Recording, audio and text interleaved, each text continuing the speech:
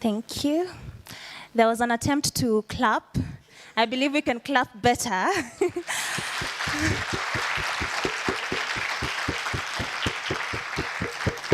So many beautiful and handsome faces, so many vibrant smiles, a beautiful day. Welcome. Judge and former coordinator of the Faculty of Law, Justice Dr. Fred Nyagaka, our founding dean and the keynote speaker for today, Professor PLO Lumumba,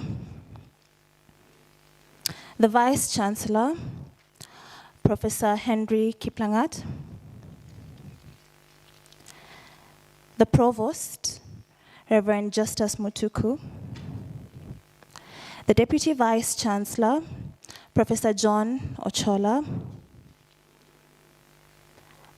members of the University Management, our Dean, Professor John Osogo Ambani, members of the Faculty of Law, the honors of the day, the alumni, students present, ladies and gentlemen, good morning. Good morning once more. Welcome. Welcome back home. I don't know how you're feeling being back to Kabarak University, whether you started in whether you joined in 2010 or you just recently graduated, we share something in common. We know these streets, we know the trees, we know that library, we know the chapel, and today we are back home.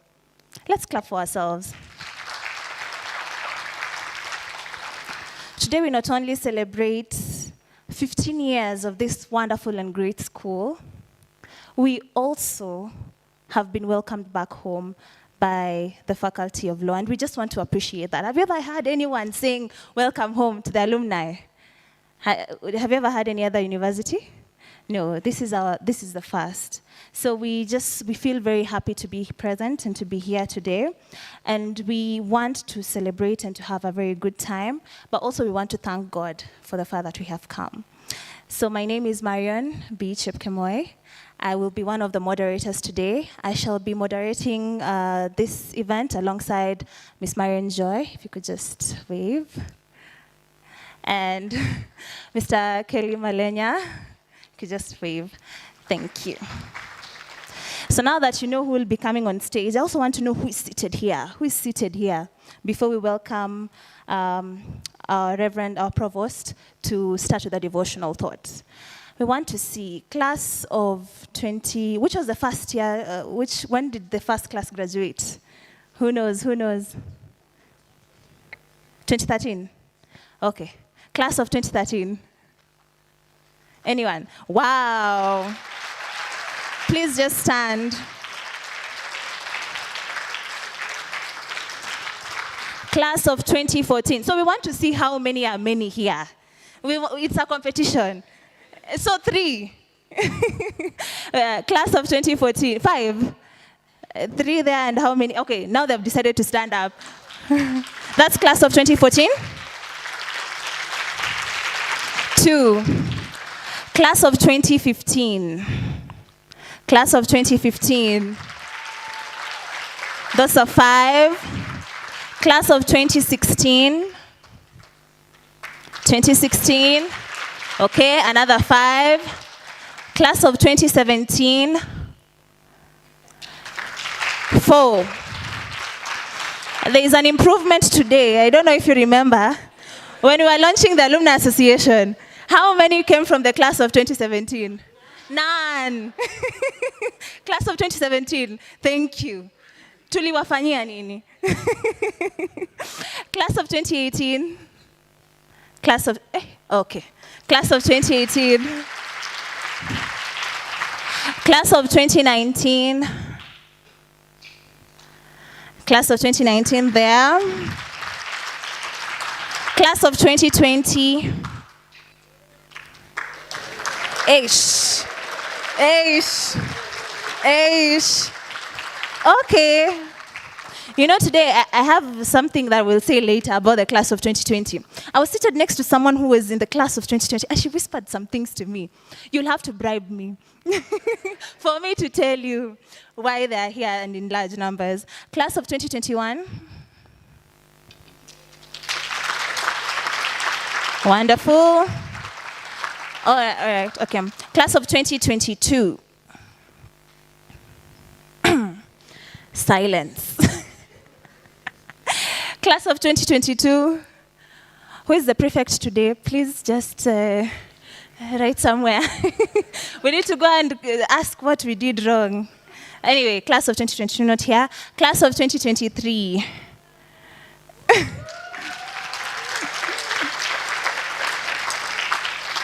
Yeah, that's class of 2023 with Stanley over, no, yeah. Class of 2024. Wow. Hey. No, let them stand again. You know they're in KSL. Mulito happy fair. Mulito happy fair kweli. Mtuambie tu. Please, let's clap for them again. All right, and now those ones who are feeling like the spirit of graduating is almost attacking them. You know, this is the year. You're counting days. Muna count down.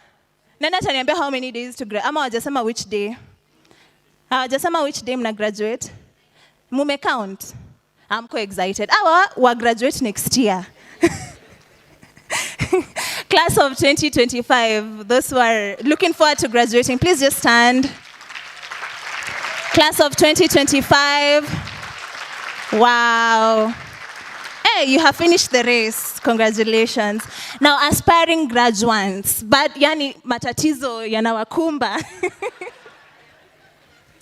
Bado unajaribu kujua tort na contract, jurisprudence inakusumbua, philosopher. Nisitauliza maswali lakini anyone who is not graduating this year and you're present, I know you are there.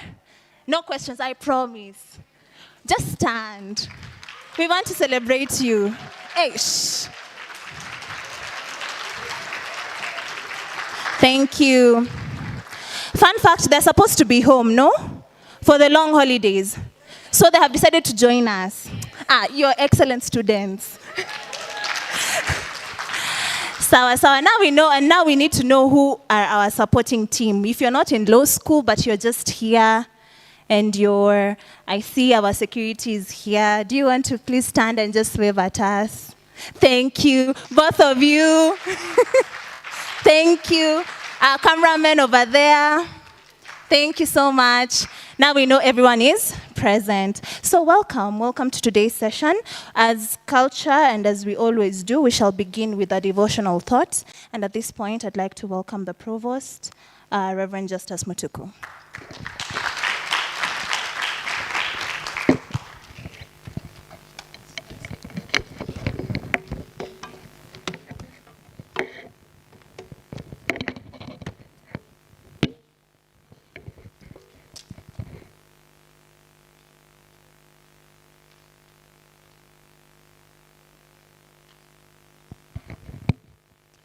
To our chief guest today, the founding dean of the School of Law, Kabarak, our brother who has had a very good time with us as we prepared to come over to our Vice-Chancellor and other invited guests. I know members of management are here and the Justice is with us today. Allow me to first and foremost express my personal gratitude to God for an opportunity to stand before you again. It is nice to see people I saw in 2013 when I was barely 1 year old in this place. I remember their faces very well, Obati and my brother. Somebody described them as they were just tiny. And I'm grateful to see a number of you from 2013 all the way to 2024.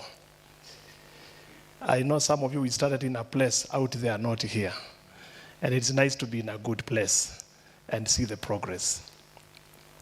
Our Vice-Chancellor would like to share 2 devotions. I will share one now, which I will just reflect on our roles as having gone through Kabarak University and what we are to be outside there. But later in the day in the program, will you see, I will reflect on the greatness of God that is manifest in our lives today. And that's how we had arranged with the dean, so that I will share twice, but now, and then the other time I'll be leading you through a reflection on the journey we have taken in terms of the hand of the Lord. But allow me to undertake a reflection with us from 2 Corinthians chapter 5, very briefly, verse 16 to verse 20. As you turn there, I'm just doing that slowly, because when you leave Kabarak, you are not, when you are here, you are required to attend chapel and to be there for ministry. But now that you left, I don't know whether you will still attend. Maybe we need to take a roll call to find out what has been happening. But I was, Vice-Chancellor, I must mention, when we were with you for the alumni, launching of the alumni forum, one of the things that really impressed me was a number of students came, and the thing they were appreciating is that they had opportunities to attend to the chapel. That moved my heart. And yesterday when we were in the meeting there in Nairobi, one of you kept sharing, a number of you shared with me some of your experiences out there. And that's why I would like to focus on 2 Corinthians chapter 5, verse 16. So from now on, we regard no one from a worldly point of view. Though we once regarded Christ in this way, we do so no longer. Therefore, if anyone is in Christ, he is a new creation. The old has gone, the new has come. All this is from God, who reconciled us to himself and gave us the ministry of reconciliation. That God was reconciling the world to himself in Christ, not counting men's sins against them, and he has committed to us the message of reconciliation. We are therefore Christ's ambassadors, as though God were making his appeal through us. We implore you on Christ's behalf, be reconciled to God. God made him who had no sin to be sin for us, so that in him we might become the righteousness of God. I know that's a huge passage, but I'm going to ask you to pay attention to verse 20, which is the focus of this reflection. We are therefore Christ's ambassadors, as though God were making his appeal through us. But for me to capture that, I had to look at the bigger context. Those of you who have been following us online or were present here, remember that I did about 3 or 2 devotions in the last few days. And specifically, I was focusing on the believer's calling to be partakers in the mission of God. And it is true that our calling by God is not just to be believers, but to be involved in what he's doing. However, this calling can easily slip away from us, especially when we lose sight of our focus when we enter what we call the job market. We sometimes fail to seize opportunities that God has been placing before us in the spaces that he places us. One way to remain focused on our God-given mission is to cultivate something I'm calling for our purpose here, a God mission consciousness, or the mission of God consciousness. This is a resource that can keep a believer or even an alumni in focus, regardless of the spaces where the Lord places them. A God mission consciousness. It is what Paul reminds the Corinthian believers in the passage we just read. Paul uses a metaphor of ambassadorship to describe our relationship with the world around us. As ambassadors of Christ, we are entrusted with the ministry of representation. When you hear the word ambassador, you might think of a diplomat representing their nation in a foreign land. But similarly, as Christians, we are called to represent God in this world. In 2 Corinthians chapter 5, verse 20, Paul presents the followers of Christ with a mission and says they need to be conscious that they have been invited by God to partake with him. But allow me to reflect very briefly with you, what does it mean to be ambassadors of Christ, especially in the legal space or in the business space? How can we live out this truth in our day-to-day lives? How can this mission consciousness influence enable us to influence those around us? Paul wrote this letter around 55 AD, addressing the challenges facing the Corinthian community, and particularly the church. Through this letter, Paul not only encourages, but also challenges the believers not to abandon the calling they had from Jesus Christ. In chapter 5, friends, he emphasizes that followers of Christ are to live in a way that reflects Jesus to those around them, rather than living selfishly. There are some 3 elements that he highlights in verse 20. First, he says we must always be aware that we are ambassadors of Christ. Paul uses that analogy to illustrate the nature of our calling. Followers of Christ belong to another kingdom. Ambassadors hold an extremely important role, even as we think about them as representatives of their country. Likewise, Paul challenges the Corinthians in this setting to be representatives of Christ in a very difficult world. In fact, to use another word, he says you are to showcase Christ in the space where he places you. Secondly, he says, as though God was making an appeal through us. This phrase highlights the seriousness of our role, that it is originating from God, and it is God influencing the world through human agency. As God's spokesperson, everything we say and do communicates something about God to others. Paul is simply saying this is a privileged position, one we must never be ashamed to take lightly. And then finally he says, we implore you on behalf of Christ to be reconciled. In other words, ambassadors of Christ are agents of reconciliation. This role of reconciliation touches on matters of justice, fairness, rights, as we have been discussing, or even reconciliation requires a number of aspects, including restoring broken relationships.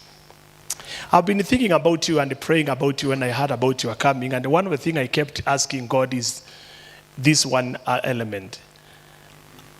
To help you in your practice and in your profession to maintain a God consciousness that reminds you I'm in a mission to do something great for God.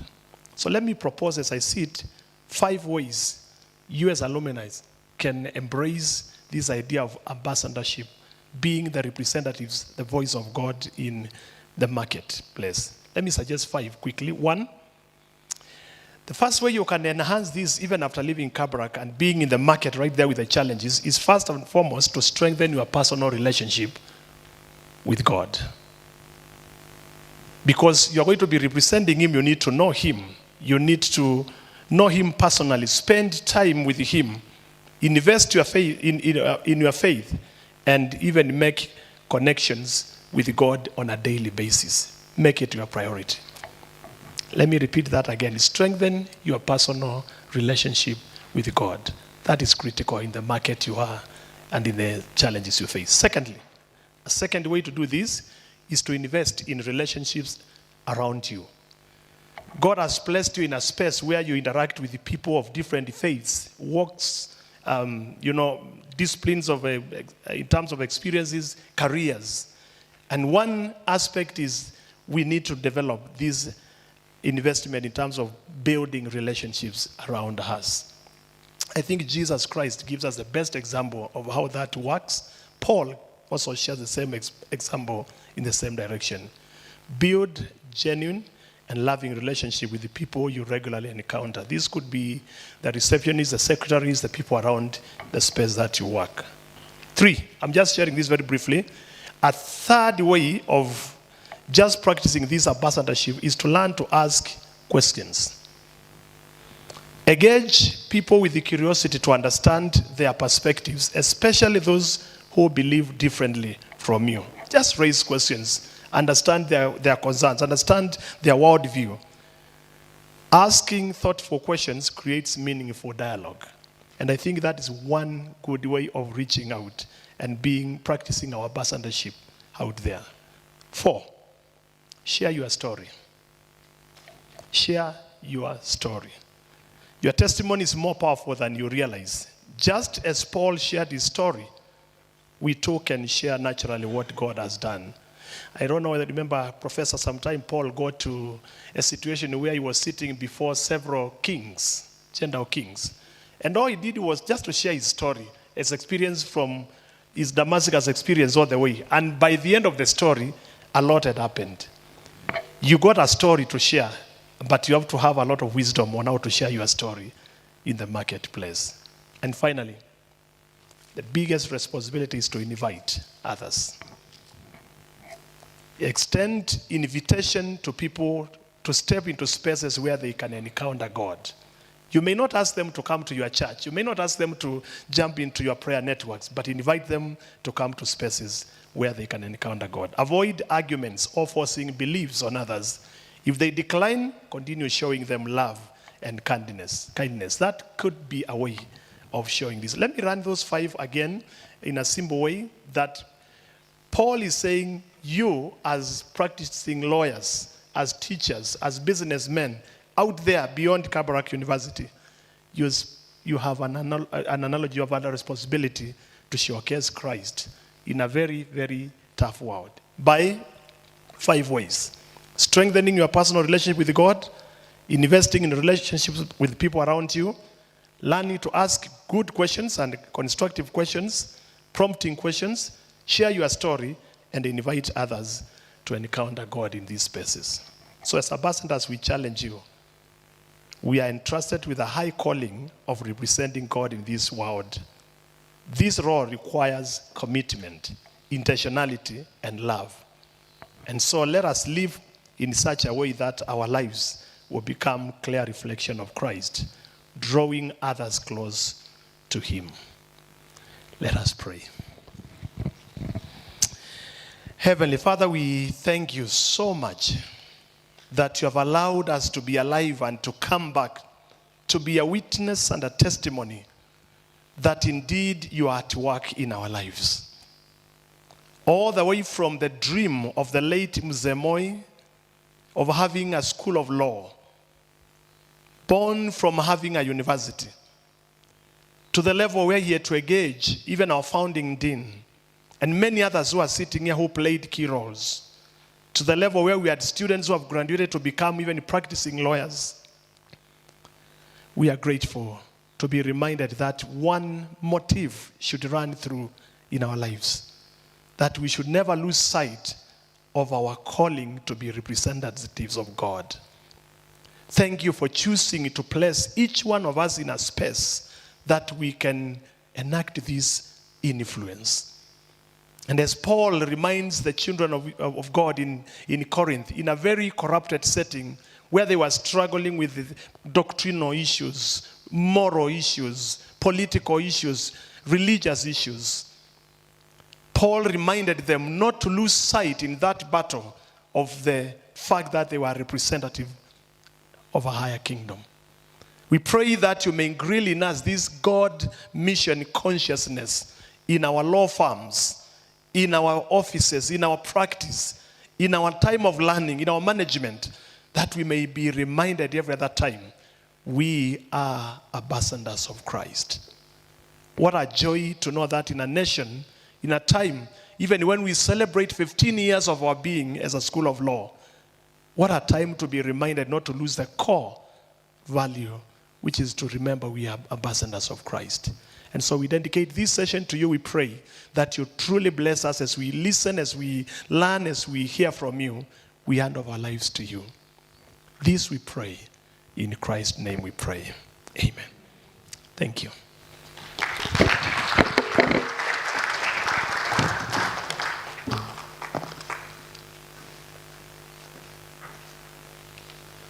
I've learned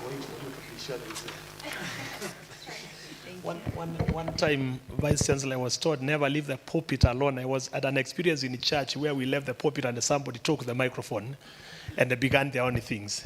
That's why I had to wait for her to come to be sure I hand over to somebody. Please appreciate her for coming over. Please appreciate that someone from our very own Provost. I believe that by the time some of you were leaving, he was not yet the Provost. Yeah, right? Yeah, that's his new title now. Let's clap for God. Let's clap for progress. Thank you so much, Provost, for your wonderful devotional thought. Always is thoughtful. Now I'd like to welcome the next speaker. Some of you have not met him before today. This is the first time you're seeing him. He joined Kabarak in 2021 as the Dean and Associate Professor of Public Law. Many know him as Professor John Osogo Ambani, and you know he's the Dean, but I'll tell you a fun fact about him that not many people will say. Relax. I'll not say many things. He, in as much as he loves reading, doing research and all that, he also loves music. He's a musician. He's also a designer.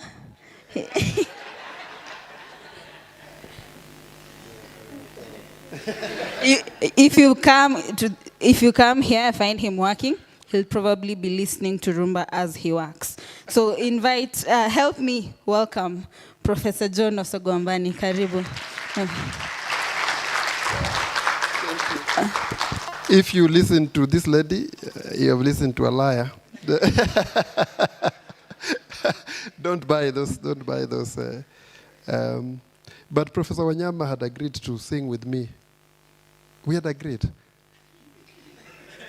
that we would sing one Rumba song with him, alive. I'm still waiting for that. Bwana asifiwe.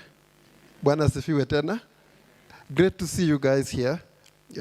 Last time you hosted us in Nairobi, and I think it's exciting to have you back to school. I think the VC will talk about that because he's the only one who can welcome you here. I remember there's an agreement that you would come to school and that we would receive you because you were talking about things we did not understand. They were talking about KLO 1, they were talking about KLO 2, and there was a disconnect. So it was agreed that you just come for yourselves and see that we talk about Sawia Auditorium, amphitheater, Katiba. I think you've seen that already. So from this time on, we can talk about the same place. Karibuni sana. If you permit me, I'll just say 1, 2, 3 things, but initially just let me mention some people here that I think deserve to be mentioned. The first one would be our host, the Vice-Chancellor, who requires no introduction. I think just sitting where you are seated and looking where you're looking, you should be able to tell that there's a difference here. Is that so hard to see? Yeah. You can try another university, and starting with Nakuru. Yeah, I must confess that we're having a serious problem in the country. And yesterday I had to say that, and I'd like to do that because people are good at gossip. They don't say the good things about their leaders. Most of my friends don't even have salaries in the academy, or they are paid half salary or a percentage. By the time I went to the conference in Nairobi 2 days ago, I already had my salary. The only danger is that I eat it very fast. I chew it very fast, but it comes fast. And so I think we have the Vice-Chancellor, Professor Kiplangat, to thank, and God above all, for the kind of wisdom is invested in him, and that is transferred that strategic management to this university. And he's here with a very able team. I can assure you, very, very serious people that are actually well-meaning. Professor John Ochola is there, my supervisor, Professor Keynote, the DVC administration, the provost, the registrar is here as well, and Professor Wanyama is here. And the one thing I can tell you about them, all of them, is that they just mean well.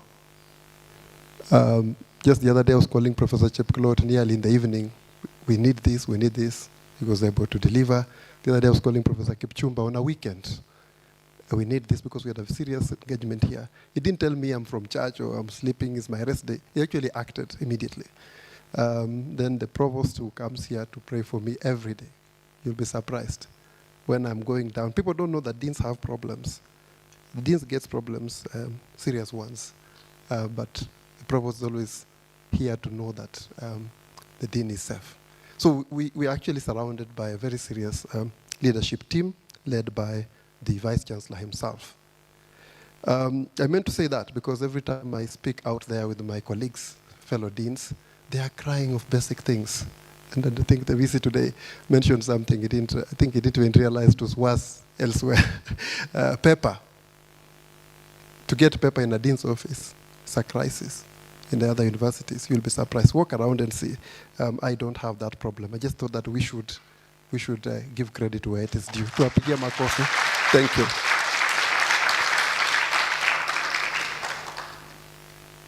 When Professor Kiplangat asked that I come to see him to discuss the possibility that I could move from where I was, Strathmore, to here, I remembered a speech that I had to listen to today, which was my mentor that I will never get to meet, perhaps.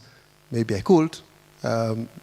Mr. Obama, former President of the United States, speaking to the House of Commons. And do you know how he began?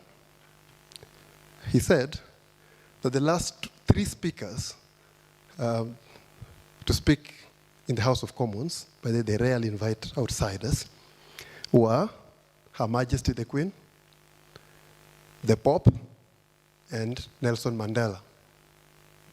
Do you understand? And so when he received the invitation to speak to the House of Commons, he wondered whether it was the beginning of a very high bar or a very funny joke. So when the VC invited me to come here, I asked myself, this university was founded by Professor PLO Lumumba, my own teacher at the University of Nairobi. He was the founding dean. Okay? It has been founded by Justice Nyagaka, okay? Now judge at the Environment and Land Court. Professor Musili Wambua, my other friend, and now teaching at the university where I was, the University of Nairobi. He wasn't there then. I don't know why. I think he came after we left. Professor Lumumba, maybe will clarify. Then Mr. Elisha Ongoya. Okay. Then Dr. Fancy To. I think Elisha requires no introduction to you. I saw you laughing. Dr. Fancy To, now ambassador in Geneva, Switzerland. So I wondered in my heart, but I didn't tell Professor Kiplangat because I would have lost the opportunity. Was he beginning a very funny joke by appointing me dean to follow in this, path that the great men have walked and women, or it was another bar being set?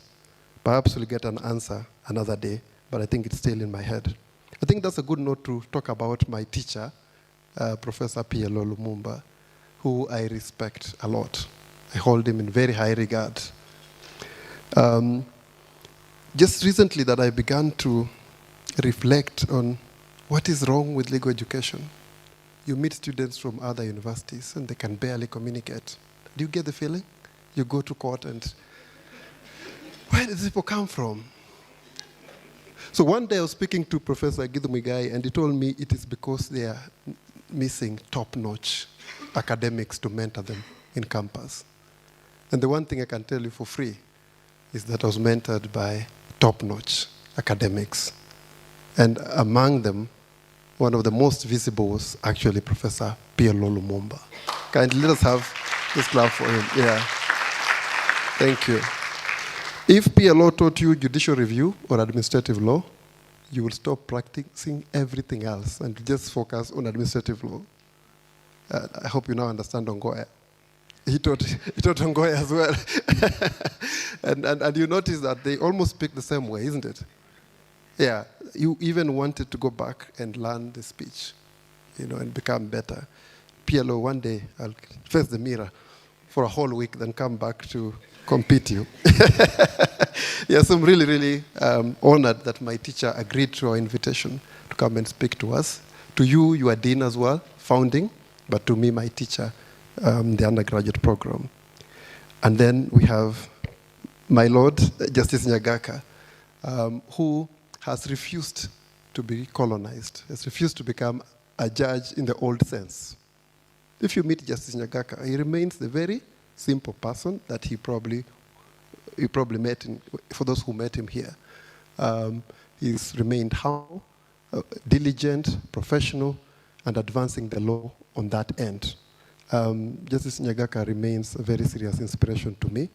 And I said that, I think when we were planning, we had agreed that Justice Nyagaka must come and talk to us as well. Something people don't know, and I know that Professor Kiptionyi has mentioned this in my hearing, is that the law school was brought up by the School of Education. That is something many law students don't know right now. And Justice Nyagaka will tell you that he was coordinating the program while it was sitting there.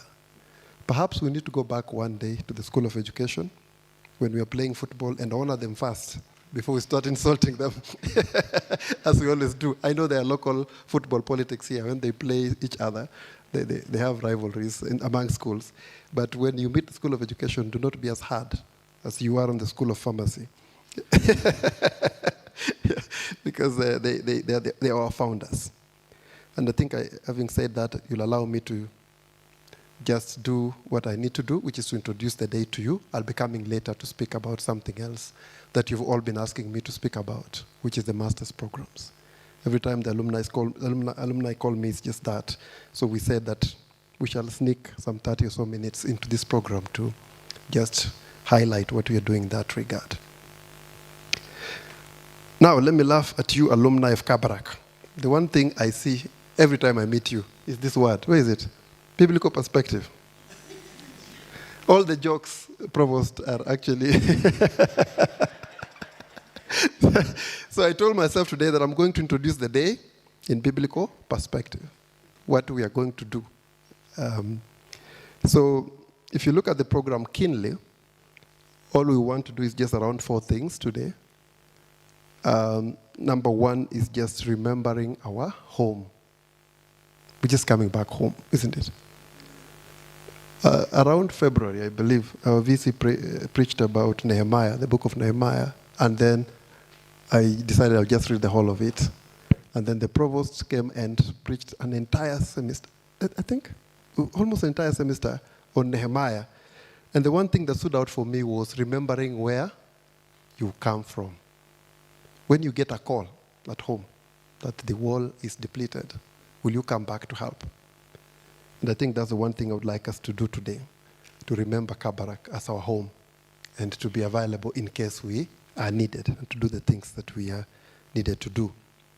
The other thing you'll see on the program is that we are commemorating, 15th anniversary of Kabarak Law School.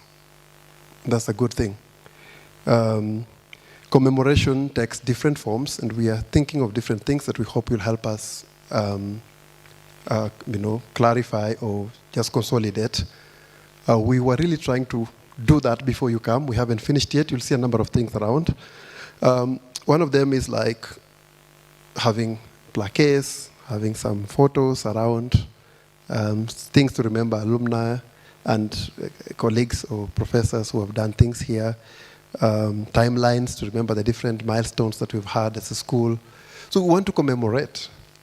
And when I think about commemoration, I think about the Last Supper, which I think is familiar to all of us. Remember?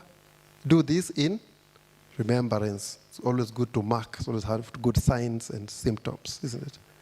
Yeah, to mark a particular epoch. And that's exactly what we hope to do today as well. We hope to also remember students who excelled in different ways. call sub-presidents, valedictorians. Let's have a wall somewhere where our students' names are, and let that inspire future generations that it's possible to get a first class. Some people do not know you can get a first class because it's taken a bit long, but I think it's coming. Oh, is amen? Tracy, for the students here, please, it's possible, it's going to come. The other thing I think you'll see on the program is Thanksgiving. God has been faithful thus far, 15 years and counting. Yesterday, I spoke to one of our partners.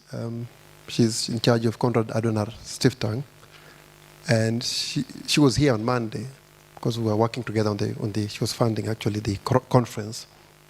She can't believe that this law school is 15 years old. She thinks it looks like it's very well settled. Okay, and I think that that fast growth is only because of God. Even giving you the right leaders at the right time is only God who has made that possible. Otherwise, you'll be getting people who come here and the institution is fighting and things are torn down and all that kind of things within a very short time. It's good to thank God. And I think the best illustration would be the story of the 10 lepers, isn't it? We better thank God for the good things he's done. Otherwise, he might change his mind. So let's be faithful. The other thing is that we shall also talk a bit about the future. And again, the Bible teaches us to plan, isn't it? Write down your plans, isn't it? Isn't it? If you don't have your plans, then God won't bless them. Have your plans, and then you'll meet God on the way. We're going to do that today. Then we'll have some, is it Isaiah, merrymaking, isn't it? Eat, drink, tomorrow we shall go. We're going to eat properly. Thank you. Thank you very much for the lawyers in the house who are eating. I've asked the catering department to get enough mbuzi, and we shall choma somewhere in the amphitheater, in our own space, isn't it? Thank you. So that's part of what we'll get. Cynthia, that's good. So I then just make one remark, which is remind us of what we stand for. I always do this commercial. I was told that you must speak until you look like a tired record, a broken record. Yeah. This is what we stand for as Kabarak Law School. Easier to deal with this. Excellent legal education, isn't it? Cutting edge, legal and interdisciplinary research, and then community service, all from ethical and biblical perspectives. That's what we stand for at the law school. When you talk to people out there kindly, spread the good message. One day I will revise this. My intention is to make research first, then once you have the knowledge, you teach it to communities, to people, to your students, and then you help the community with the ideas you've gathered. I think we can partner in all those areas. Now have a number of journals. Please, when you research or want to do a research project, please come. You can even fundraise or fund us. One of the donors for the project we had in Nairobi, actually about 1 million Kenya shillings yesterday. We had a lot of food, a lot of things in Nairobi. Was our alumni, Grace. Yeah, thank you. She's in an organization where they work on gender issues, and where's Mr. Kadima? Mr. Kadima, an alumni, is now HOD. They work together, and she gives us 1 million shillings. Actually pays the hotel directly, whatever we ate. It was coming to around 1 million shillings. All those costs that we spend there. So you can help us in the research side. You can also help us in teaching. Already a number of alumni have come back to teach with us. Mr. Kadima being one of them, Ms. Matoke, before there was Gino Kumu, and then there was also one other member who left earlier. And you can also give lectures and talks.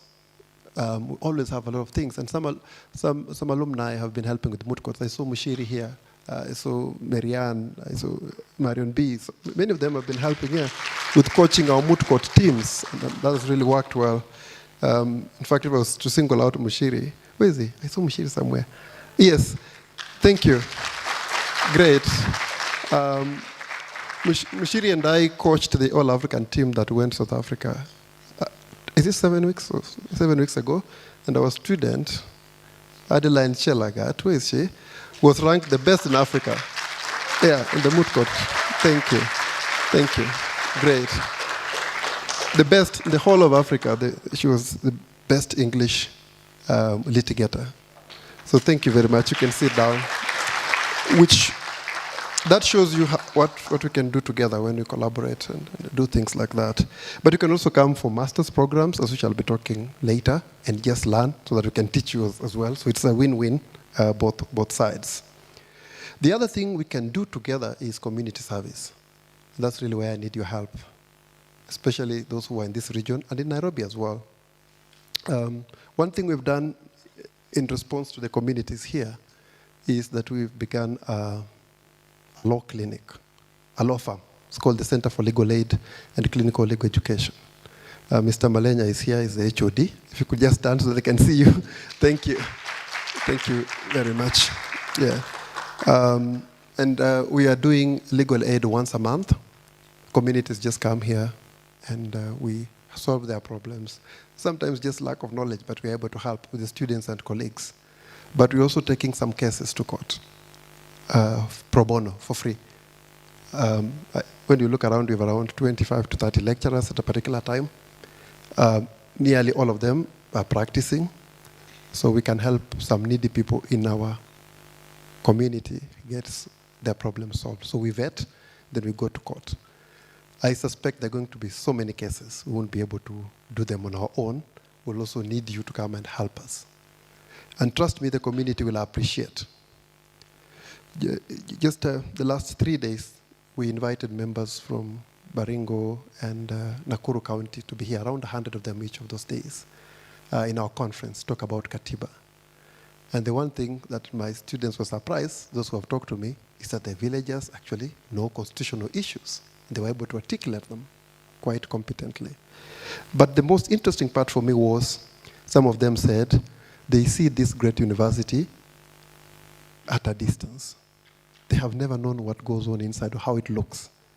They got a chance for 3 days to come here and sit with us. They are so excited. That's one of the reports I got. I think it's time we took that mandate forward, work with communities, let them trust that we mean well. We're just not people who wear suits, not just people who are in the ivory tower up there, but people who they can actually work with. So let's take that forward, and we'll need you a lot, especially if the cases are in the areas where you are or in the cities where you are. Kindly feel free to join us, and you can enroll with Malenya. Malenya, I think we can have some list of those who are willing, and then we can take as many cases as we can to help our community in the neighborhood. That's what I thought I should do, and then I can ask Marion Joy to come and apologize for the bad things she said in front of my bosses. Karibu. Thank you. Thank you. Thank you.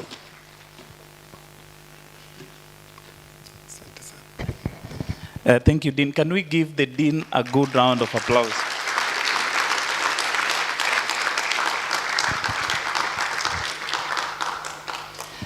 Now, my name is Malenya Kelly. I'm a member of faculty, and I'll also be one of the moderators today. Just before I introduce our next speaker, I just want to share something very brief. I have personally been reflecting on what makes a good law school. Of course, if you look around the world, so let's talk about, for example, Yale Law School. Yale Law School is one of the most respected law schools in the world. For their LLM program, they only admit about 25 students. And these 25 students are taught by about 80 professors. So they assign like 5 professors per student. And they have maintained that tradition for as long as they have been around. But come back to Kenya. How do we know that a law school, of course, especially now that we are having law schools being launched each and every other time. I'm not saying that those other schools, their programs are not okay, But I'm saying for Kabarak Law School particularly, we're only able to come up as a strong law school, first, by having a strong faculty, because law, as you know, is a professional career whereby you need constant mentorship, and the right mentorship. So when I stand here, I can say, Professor Ambani taught me. So he mentored me. Professor Ambani was taught by Professor PLO Lumumba. So that cascades down. So when Professor Ambani also and I were having a discussion if I could join faculty, I also thought it was a big joke. So we had a conversation and he was telling me, and Dean is very intentional, so I didn't just join. So he said, you come, we are dating, let's date. Tuone kama hii dating yetu itakuwa marriage, ama itashindikana. So we had lengthy conversations, but he told me we want to establish a center, and we want to have a law clinic in the law school. So we don't want to teach our students just the theoretical aspects of law. We want to teach them the practical aspects of law. So that when they go outside there, the distinction between our graduates and the other graduates will be like the sun and rather the light and darkness. And I can gladly say that we are progressively making those steps. Right now in the country, I can say without contradiction, fear of contradiction, that we are among the best law schools. And I'll tell you why. I think last year, I used to work at a law firm called G&A, Advocates LLP. So they were hiring pupils. And consistently, we never used to have anyone go there as a pupil. So there was one of us, I think a number of us had applied, or rather of our students who had graduated, and they had not been shortlisted because of one reason or the other, maybe because of their application. So one of them talked to me, one of the graduates, and told me, I've applied at G&A, I have not been shortlisted, so can you kindly just ask if they can just shortlist me? So I took my phone and called one of the partners. He's called Moses Kipkogei, and I told Moses, I'm not intervening for you to take this student. I'm only saying one thing. Just put her on the short list. If she makes it, take her. If she doesn't, that's fine. So Moses agreed, and they put that lady, who was a graduate from our school, in the short list. And I can say, even as we speak today, Moses has confirmed to me that that was the best decision they ever made. So you can see that what we do here impacts what happens out there.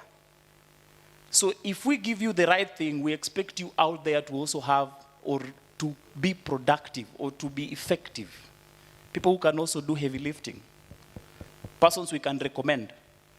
And you can ask any of these advocates here, or members of faculty here. Our profession is largely by referral. So an advocate would call you and say, I need a pupil, or I need an associate. Can you recommend this one and say that this one will do the work that needs to be done? So as we keep on building this, what we need to know is that the credibility of your degree is as strong as the faculty, or rather the law school you come from. And I can confidently say, here at the law school, we are very deliberate in terms of the faculty that we have and everything that we have. Let me not bore you with many, no, I'm a storyteller. My students will tell you I like making stories, but to also inspire. I want to introduce our next guest to give his speech. That is Mr. Arnold Magina. Karibu sana.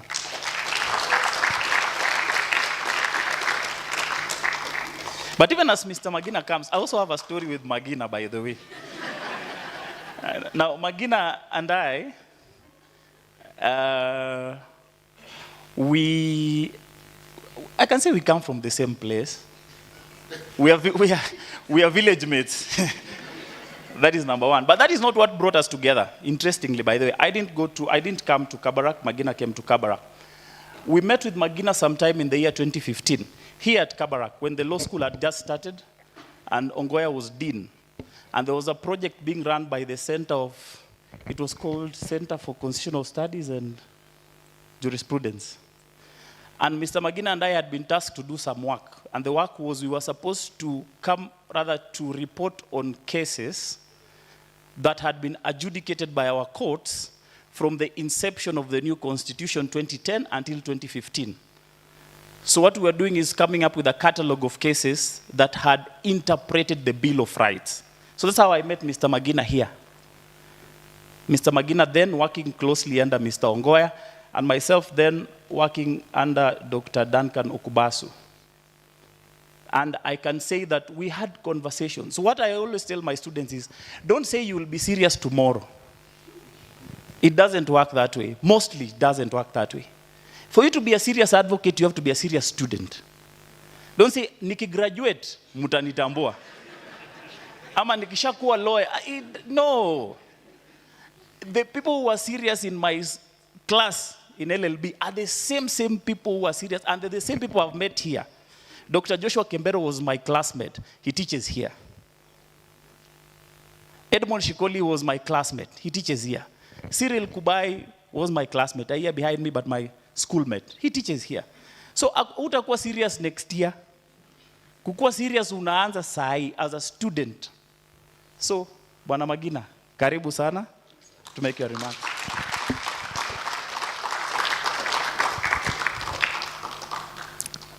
The VC, the DVCs, the administration, judge. I told you I'll just keep calling you Mwalimu. Even in court, I'll just call you Mwalimu. You'll forgive me for that. And our chief guest, our founding dean, at least I'm among those who are privileged to be called on graduation by you. You called out my name. And I can still remember that voice. Eh? You know, he speaks as if he's shouting, especially at the graduation square.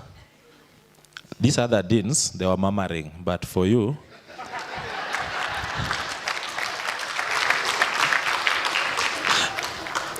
when it came to the school of law, hata wale wazazi wenye walikuwa wamekaa chini ya mti, walikuwa nasikia majina zetu. We were the only ones who are privileged. Wengine ulikuwa nasikia wanaulizana, ulisikia jina lako ama bado? Sisi yetu tulisikia. Na kama mtu hako graduate, anasema sijasikia jina lako. Ungepata mtu kando hapa anaambia hapana kuna makosa mahali hapana. And the good thing about Kabarak is we were guaranteed that once you start, you will finish. Unless you made it your choice not to finish. My name is Arnold Magina. Among the pioneer students. I wanted to say founding students, no.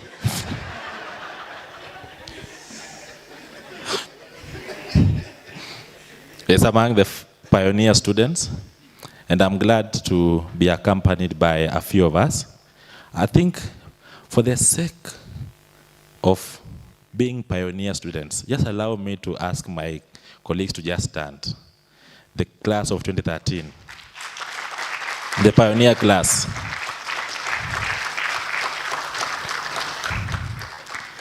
Thank you. You can have a seat. And before I proceed, allow me to ask the class of 2024 to stand. Makofi kwao. You can have a seat. The reason why I've asked those two classes to stand, because we started, correct? You are the youngest to join us as of last year, correct? Outside there. Those who are still in the school will be joining us shortly. All I can say is, you see this word that we keep making fun of, education in biblical perspective, you will appreciate it once you live here. True or false? Those of us who are out there, do we appreciate it now better than when we were here? Correct. I say that because I've interacted with our colleagues from other schools. I know it's being, are we streaming live? Huh? I don't want to make a joke. Then I become attacked in the profession We know how vicious our colleagues can be from some other university where Kelly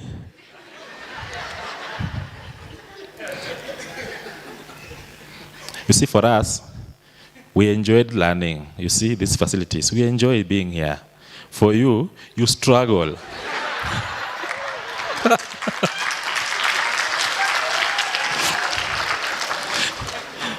You trauma bonded with your lecturers.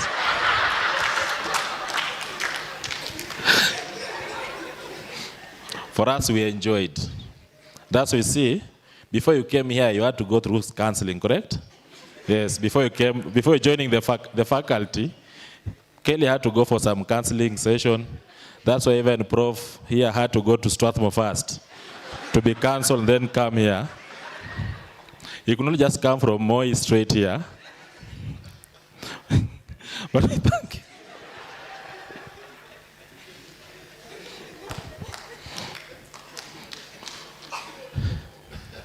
And one thing that stands out for me is growth.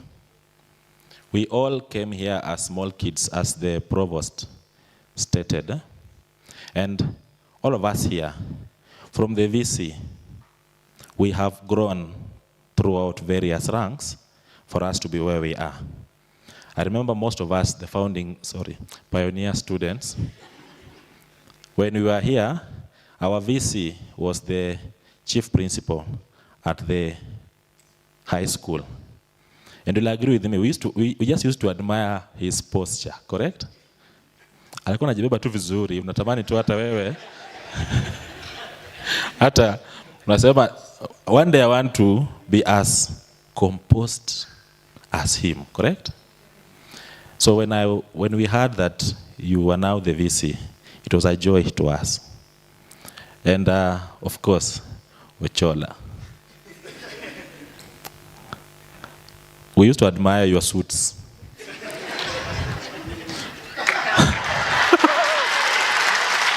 Correct.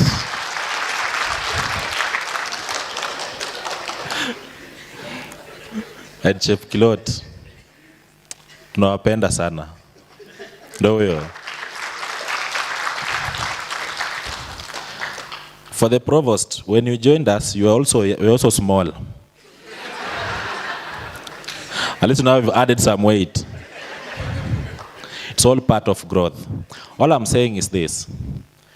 This institution has transformed our lives in one way or another, correct? And all we can say is thank you to God and to the founder of this institution. That is the late retired President Daniel Toroitich Arap Moi. We enjoyed his sunset years, those of us who are here. When he used to come in that, those of us who just enjoyed that Range Rover of his, inashuka chini, halafu anashuka, tunamuona tu akipita. There are those of us who wanted to make it life because we saw he had a car that akitaka kushuka yenyewe inashuka chini kwanza, ndiye ashuke, halafu akitoka inarudi juu. Then when you used to move around, sometimes if you are lucky, you could get something, a handout here, a handout there. Along this street, we lived a good life.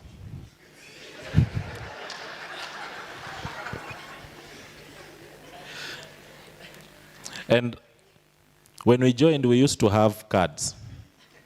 And we had a free access mess. True or false? All you had to do is swipe. Unaenda unaacha hiyo kadi hapo kwa mlango na unaingia. And you could eat as much as possible. VC.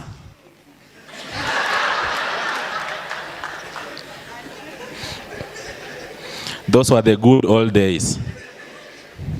Serikali ilibadilika. Wakasema unalipia ile pesa uko nayo. We had our colleague whom we remember for those days. He was, he made advances to a lady, and those advances were declined. So he was under stress. So he just went to the mess, placed his card there, then ate until he fainted. Those of us who know him, we don't want to mention his name. I'm sure he'll watch this video one day and remember, I'm talking to you, you know yourself. It's just you. We all have various memories of this institution. And until you leave, that's when you realize they were good memories. When you are here, you look at it like these people wanawakazia maisha, correct? Those of us who are still here, mnaona maisha ni ngumu, no, watupatie freedom until you leave this place and you're like, thank God I went through Kabarak University. Let's appreciate the university for what they did to us.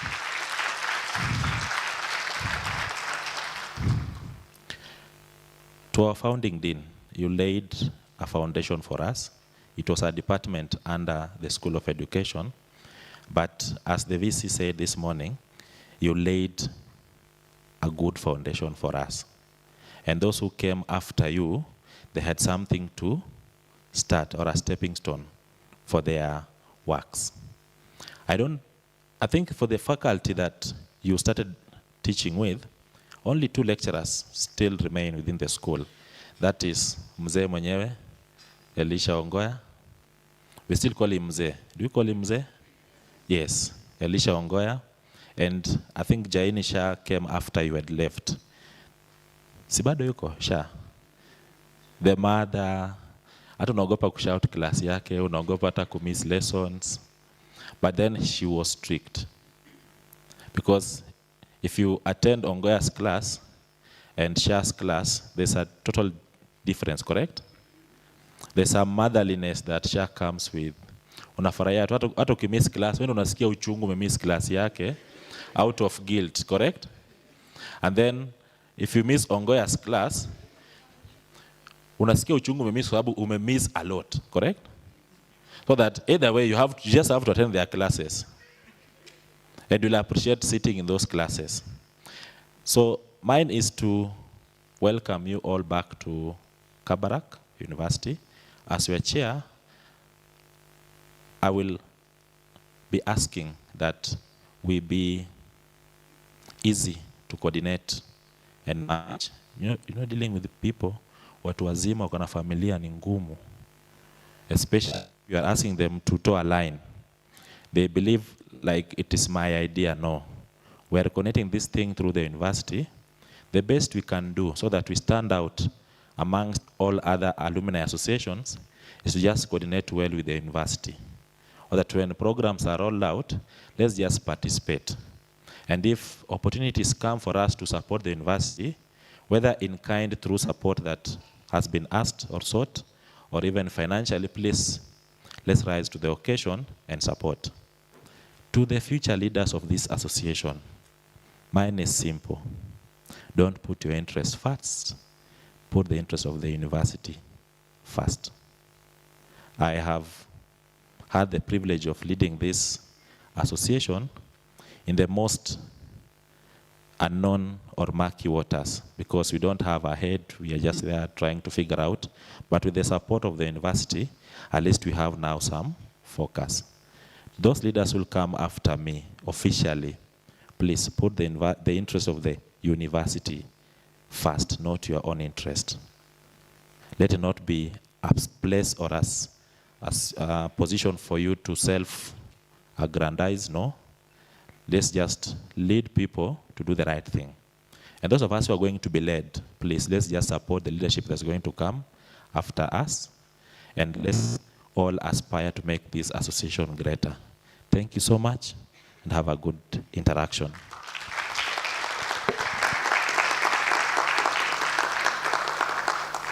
You are asked not to leave the microphone or the pulpit open.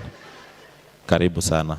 And why is it that all the moderators are called Marion or Kelly? Hata unaitwa Marion na hatujui.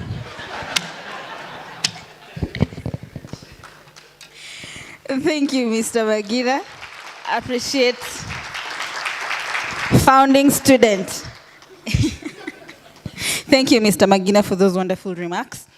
I note that we have noted that we have a founding dean in our midst. We have another founding dean in our midst, although he's not the founding dean of the law school. he is a founding dean of the School of Music. Mr. Magina has spoken about memories that we left with from Kabarak. I know for sure all of you left with the memory of the music at Kabarak. You said yes, right? Yeah, we all left with that memory. Kudos to this man who's about to come onto the stage now.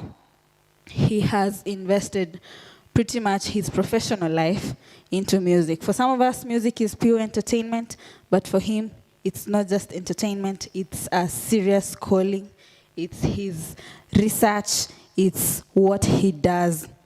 And fun fact about him, he does not just teach music, he also has an Utafiti Foundation Publishers, where he publishes music research, and his main interest is in African music. I know you know those people who used to say, I don't listen to Kenyan music except for Sauti Sol and Nyashinsky.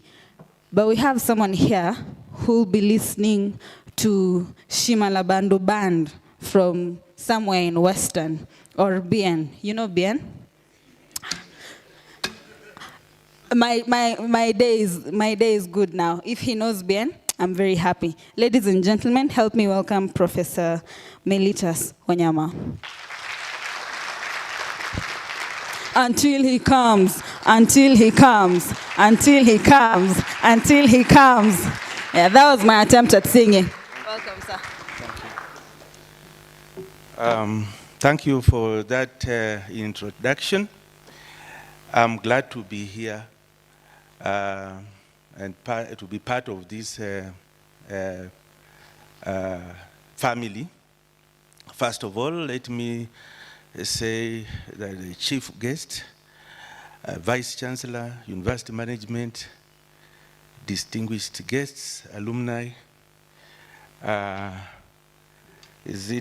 good afternoon.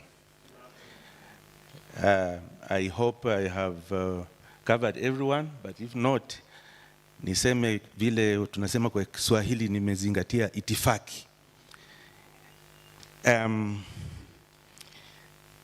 I come to you as another founding director, Directorate of Linkages, Partnerships and Alumni at Kabarak University. I served as a founding dean, and the chief guest we share. I don't think in this room there is another founding dean. Founding students, yes. At founding dean, I think we are the two. For me, founding dean, School of Music and Media. Founding dean, School of Law. We need to discuss and move on. I hope you like music. I like law.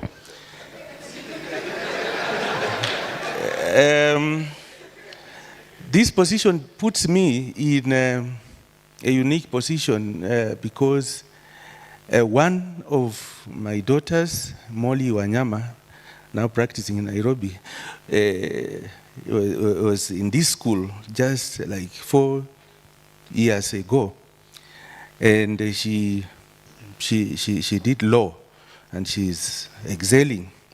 Nairobi, the dean knows. I thought she's among the family here, but she told me she was not able to come. She always tells me that she's working hard to buy a better car. She says a car for lawyers. So I don't know what, but she talks of Audi. Yeah. So now I was invited here just to make remarks as the director of Linkages, Partnerships and Alumni at Kabarak University. After working for around 10 years as the founding dean and leaving, the university saw it fit to give me another challenge as founding. And you know what comes with that is looking around and making sure that things work. So when I was seated there, I was also learning from the presenters here on what I should do. But what comes out is that from my preliminary survey, because I've been in the office since June this year, just barely 2 months or 3 months, my survey is the School of Law at Kabarak University is the leading school as far as alumni organization is concerned. Without any doubt, the structures that the alumni have in the School of Law are way, way ahead of the rest of the schools. And it's a big advantage to me as the director because there's somewhere to start from. All the successes that the school has achieved will be the cornerstones or the building foundation on which other schools will build on. And we are not going to waste any time. School of Law will maintain your standards and even make them brighter and higher, but other schools will also join you. I am envisaging a situation where we have now the entire university, in terms of all the 7 schools, converging here with all the alumni from different schools and their leaders, and also giving the alumni a chance to participate in our university administration, linkages, sharing successes, mentoring other students, etc. And also even in our graduation functions, the alumni to have a space and many other things. So I have learned a lot from your presentations. I have just a few things to say. About 5 minutes will be enough. Then we continue engaging.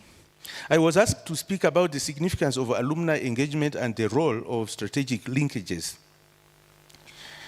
Alumni and strategic linkages are vital for universities to achieve their mission by acting as brand ambassadors, providing financial support, fostering industry education, partnerships, for mentorships and job opportunities, facilitating knowledge and skill sharing, and offering a lifelong learning community of graduates. Strategic engagement ensures a reciprocal relationship where alumni contribute resources and expertise to the university, while the institution provides value through networking, career support, and enhanced reputation. In a nutshell, the significance of alumni is propelled through the following. As brand ambassadors, alumni promote university's reputation and programs, attracting future students and partners. Through mentorship and networking, they serve as role models and mentors, guiding current students and creating valuable professional connections. 3, financial and resource support.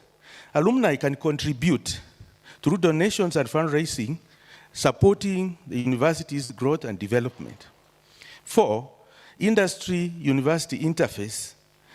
The alumni build a critical bridge between academia and professional world, facilitating internships, job placement, and technology transfer.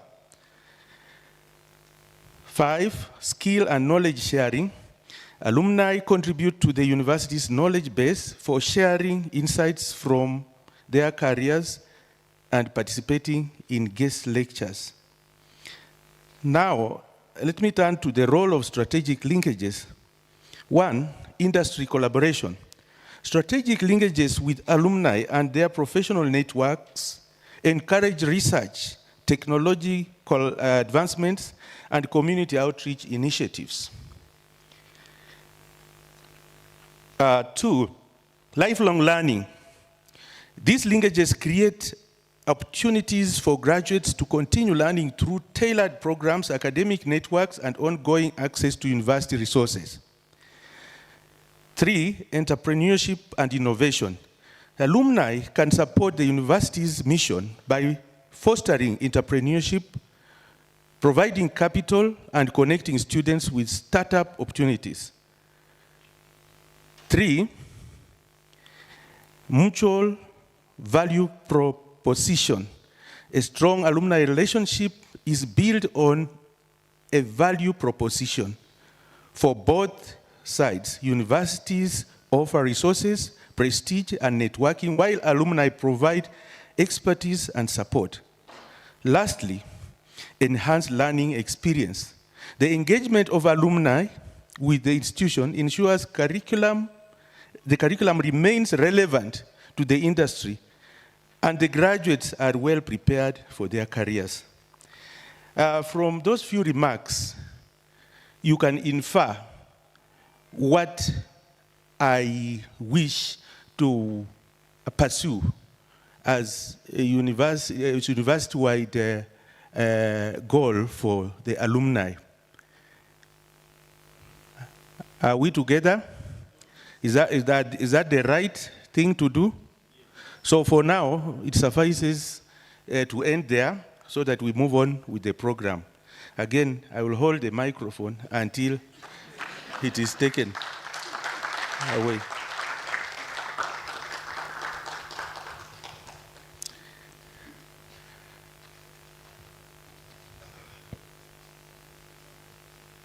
Thank you, Founding Dean. And Founding Director. And Founding Director. Linkages, partnerships. Yes, but I am current Dean. Serving. Thank you. Asanteni sana, makofi kwa Professor Wanyama. I pray that we shall work with him, sindio? And it's very easy. You guys had girlfriends in School of Education and boyfriends, sindio? That is not biblical perspective. Okay. The provost has told me that you guys rarely marry each other. We used to. We used to marry, in the University of Nairobi at least. My own wife was 2 classes behind. Yeah, and most of my friends married. I think Professor Lumumba will tell you that that is a tradition. We had true love. We actually ended up in marriage. Yeah, yeah, thank you. I don't know. I'm coming here for something special, which is to introduce the Deputy Vice-Chancellor, but I thought I could just introduce my lecturers, but I think they are all over the place because we have a lot of logistics to do before our ultimate bosses can speak. I thought it would be good to, yes, I think maybe I'll find another time to introduce my lecturers. As you can see, there's a lot of things going outside there, so maybe later. And then also, when we succeed, it's good to recognize our success. And in this group is a leader in the legal profession, Gloria Kimani, who is a member of council. Karibu. Yeah, karibu, Gloria. Gloria is a member of council in the LSK. That's a very coveted position in the legal profession. I think in this room only professor has been in that council, isn't it? Yes. So it's a very serious position. And today she's going to get an award in Nairobi. She'll tell you about it. So which means she'll have to leave early. I thought she could just say something, and then I can come back to invite the Deputy Vice-Chancellor. Thank you. Thank you very much, Dean. I remember the first time we ever interacted. Definitely he didn't know us. But he came, Ongoya used to call him for what are they called? The guest lecturers. And we didn't know autochthony of the Constitution.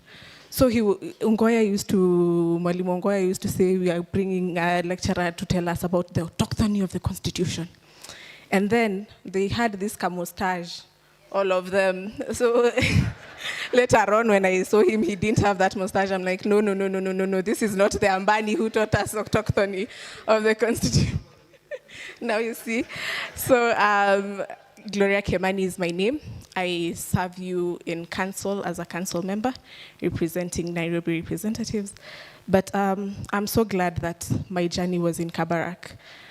One, thanking all of you because you are my constituents. And I used to go somewhere, I'm asked which school you're in. If I found somebody who was in Kabarak, it was an automatic. Atalikuwa ananiambia, don't waste your time.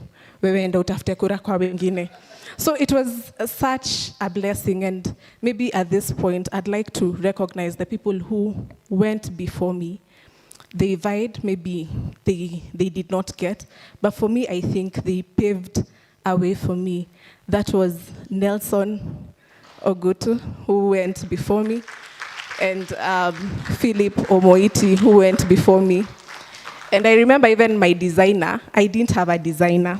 So I am wondering, okay, so who has gone this journey before me and I can relate to? Because at the end of the day, let's remember, we are not as many in the profession. So I knew my constituents, si wengi, and I needed to stand out in the things that I do. So I called Omoiti and I'm like, how does vying, when you're in Kabarak, you know we are not as many as when you hear those people that akwapi chief mkurugenzi alikuwa anaongelelea hapa ati the circumstances they studied under. So somebody would ask me, are you from Moi? I'd say, yes, I'm from Moi. We were with Moi. So meaning we are here in Kabarak. So a win is a win. So that's how, at times, I never disassociated myself with the name, and I went with it. For us, we had Moi, they had the name. And I think for us, it was a win for us. Anyway, I think my reflections will also be on leadership. I don't know if people know, when we came in, we had a president. He was named the Kulsa president. He was Chris Masita. For people who don't know Chris Masita, even ambassador saw Chris Masita and thought he's a lecturer. Chris Masita would wear a suit and come and have a commanding voice. So all of us first years feared this guy. And what people didn't know, there was that car office, Kulsa office. Is it still there? Masita would summon students. Disciplinary, it was a whole disciplinary thing. I remember my classmates, the people we were in class with, we had two classmates who, first year, I don't know how they got to know RAF. And they met and they would go and drink in RAF. Later, I was invited there. Whether I went or not is another story. I remember when they had these first years who were there and they are drinking in RAF, they actually summoned them and told them, as law students, you cannot be seen in those dingy places. Whether they stopped going there, it's another story. You can ask us and we see if it worked. But it was just a surprise. And after Masita came the leadership of, who was our leader? I can't remember his name. Keroko. We were together in that Kulsa. I remember, thank God, my leadership journey na kuomba kura haikuanza ati in LSK. So I remember, thank God, I went unopposed. Nobody wanted to take roles in moot court and things like that. So I was unopposed, and I thank God I went unopposed. However, there were elections, and they printed some papers, and they were begging people to go and vote. Some of us are asking, tupatiwe national elections sahi, tuende tupige kura. Then we were being begged. But then I remember, our council, well, it had its own challenges. But I remember Mwalimu Ongoya, who taught us judicial review. And one of the things of, one of the principles is to get notice and be informed. One day we were just summoned in, is it Keynote 1? No, the auditorium, that one for law school, what's its name? Yes, Keynote 5. All law students were called at Keynote 5. We are wondering, okay, why have we all been called? And I think class reps were summoned to call everyone, so we went. And that day we did not know. It was our last time in council. We were disbanded and we were told, there's no more Kulsa, you have caused us trouble in school and things, and we just left office. There was no recalling. We were not given an opportunity to present our case, to defend our case. Well, there were allegations of people eating money here and there, but for me, and I remember one time we were at the annual conference and I got to speak to Mwalimu Ongoya, and he actually apologized because some of us were actually serving in those places. But I also remember this, I'm just talking maybe of the leadership that we saw. There's a time law students wanted to vie now in Kuso, but they were being denied an opportunity to vie. So we had one of us, Alex, who was at judicial attachment. Hey, amekuja akeka makaratasi, hey, the school has refused. Totally refused. But I don't know how he got his way. And he became, he was part of the candidates. And I think, Alex, ulikuwa hostels, mail, catering. Those were the days where we had a change of guard in catering, and I'm telling you, it's a whole story. So I remember they had refused, and law students were enraged. What do you mean one of us? The only one who wants to vie is not in the paper. And I remember we were all whipped to go vote for him. And I can truly say, even when we had many students in education, we won. But I was just informed right now, it's because unajua kwa siasa kuna sera na kuna sura. So nasikia first years waliona sura. Wakaenda tick, tick, tick, tick, tick, and that's how he got in. And we thank God that we have been in this journey, and it has just been amazing. And just to say that you guys we have, even when we go out there and our name is called, I do want to say it's true that Kabarak right now is recognized as one of the schools that are leading universities. And that is very true, because for us, when we were going to apply for pupillage, you were asked, which school are you from? And you'd say Kabarak. They're like, private universities, we don't want. But you see, the more Kabarak has grown, the more people have come out. And I'm very grateful to say that Moot Court, I think we need a round of applause for our students who have been representing us in Moot Court. During our time, we really suffered, and I hope Moot Court students don't suffer these days. That even going to Nairobi, we had to get our own money to go there and represent the school. And I really do believe that there is a change that has happened. And let's continue supporting each other. I want to thank you all very much. And I would like to say my journey in LSK has taken a pause. I will not be coming for votes, but I want to thank you for all the time you voted for me. Thank you very much.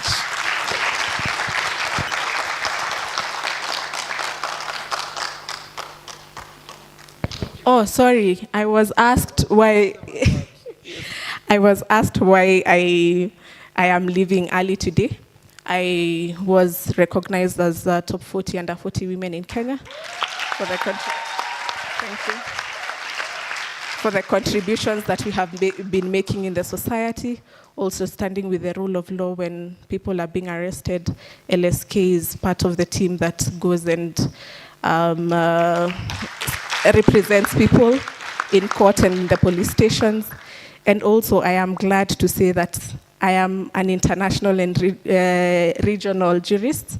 I know I cannot go to Tanzania anymore, But we believe that we will still fight and we will get justice for all those who have political prisoners. Thank you. Thank you very much. If you know, you know. She's one of our leading activists, and she's really saved a lot of people. Human rights defender. Thank you, Gloria. Keep doing the good job. But hey, just to emphasize 3 things there that I saw quickly from her. One, let's unite and support each other in work, but also political positions. I'm privy to Moi because I taught there. And since we were graduating around 500 a year, in no time Moi had the bulk of the legal professionals. And they would gang up and vote their candidate only. And their teachers. That's how agenda would win. You remember? Professor Lumumba, I think you'll remember. The Moi students would gang up and vote their teachers, and eventually now began voting themselves.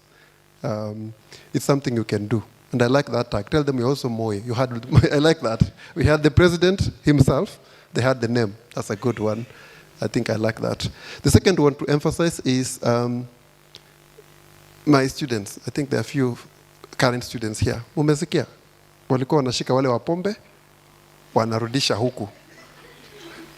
Provost, sir, that's one of the biggest battle I have here. To get my law students from Mama Pima huko nje. And maybe you don't know, I've made a personal decision to tell all my students to stay in campus. That's one of my policies. And I've told every parent, you disregard my advice at your own risk.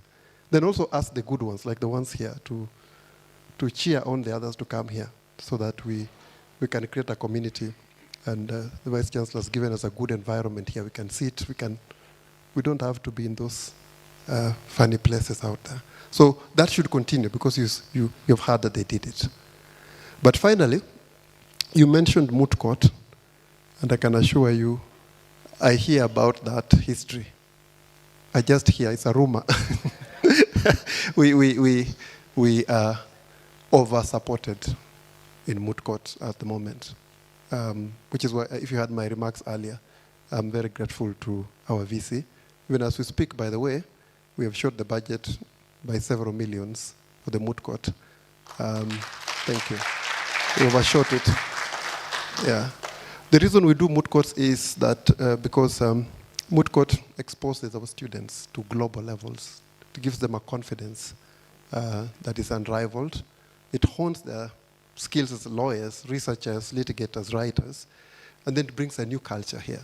So I've been trying to get many students out there, and it's been working. I didn't even introduce my friend Tracy, who is in charge of moot courts. Can stand up. Yeah, Tracy is the representative of KULSA for moot courts, and she's been a great leader, and most importantly, by example. She just returned from Nuremberg, where they were number 2 in the whole world. Finalists. Yeah, finalists. In that competition, and I hope you guys can watch Tracy speaking. I can't even come near there. That competition, our student, she's not here, I believe. I think she got a job in one of the top law firms. She's called Faith Dubai. She was rated the best speaker in the whole world. Yeah. That is how many weeks ago? Just around 6 weeks ago. Yeah. So that's the latest trophy on my my table at the office. So we are getting all the support. In fact, beyond the support. And I think we should clap for the Vice-Chancellor for the great job he's doing. I believe that's a good note to invite the leadership of this university to come and speak to us. And I'll first invite my immediate supervisor, Professor John Ochola. We share the name John, who is my mentor, my father as well. And we work closely together as the DVC academic. Thank you. Thank you very much. The Dean of School of Law, Kabarak University, Professor John Osogo Ambani,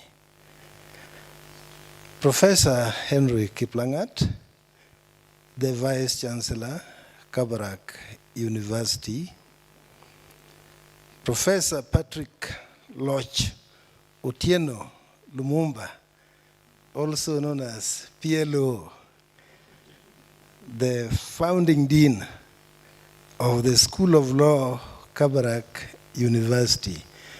And ladies and gentlemen, since it is a day of storytelling, let me also tell a little story about Professor Patrick Loch Otieno Lumumba, who is our keynote speaker today.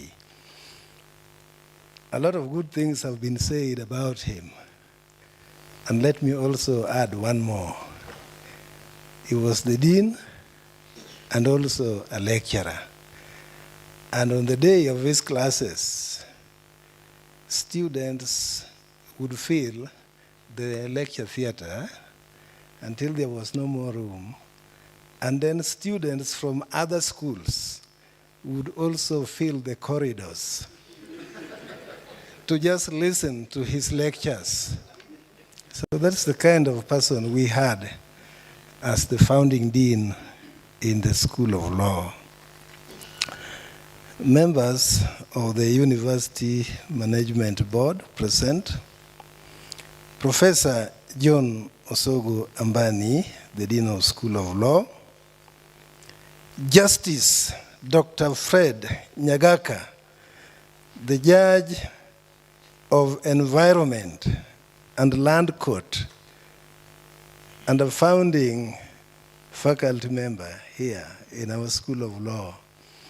And by the way, is now presiding over the High Court of Land and Environment in Homa Bay County. And that is my county. And he just brought me the good news that under his watch there, the Magistrates Court at Ndewa Law Courts is the best Magistrates Court in the entire Republic.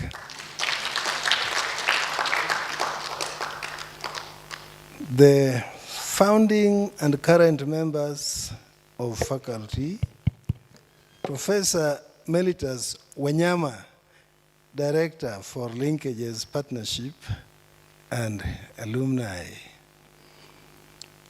Mr. Arnold Magina, the leader of Kabarak University Law School Association. Our esteemed School of Law alumni and our Vice-Chancellor, including one and only advocate, Delbert Ochola.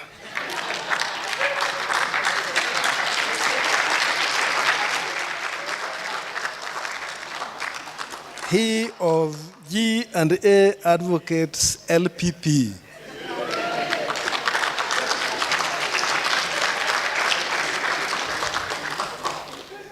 I am mentioning him among the alumni because he bears a certain name. Our beloved students, distinguished ladies and gentlemen, good afternoon. I wrote this speech for the morning, but the School of Law seems to be operating on a different time zone. We are gathered here for a historic event in the life of this university. For the 25 years this university has been in existence, this is the first alumni homecoming event to take place in this university. For this reason, I congratulate the School of Law alumni for blazing the trail and opening a new chapter in the history of Kabarak University. Our chief host is none other than the Vice-Chancellor of the university, Professor Henry Kiplangat. Ladies and gentlemen, Professor Kiplangat does not need any introduction, as he is our CEO and our academic father in this institution. All I can say is that Professor Kiplangat is a visionary leader with a golden touch, and you can underscore that. He assumed leadership in this university some 8 years ago, not many years ago, just 8 years ago. And everything he has touched has turned into gold. He has touched the academic programs, and they have multiplied more than tenfold, and they have turned into gold. And that has made my day and my time here as the Deputy Vice-Chancellor in charge of academic affairs, it has made my work so easy, because all our academic programs have turned into gold. Professor Kiplangat has touched the university infrastructure, and every corner of the university has turned into gold. You just need to take a walk around the university to confirm that for yourself. Professor Kiplangat has touched the students, and the alumni of our university have turned into gold. Look at yourselves. All I am seeing is gold, the way you have turned up. And we thank God for our Vice-Chancellor, Professor Henry Kiplangat. Ladies and gentlemen, let us give our Vice-Chancellor a standing ovation as he comes to the podium. And let us put our hands together and clap for Professor Henry Kiplangat, the Vice-Chancellor of Kabarak University. Kindly take your seats.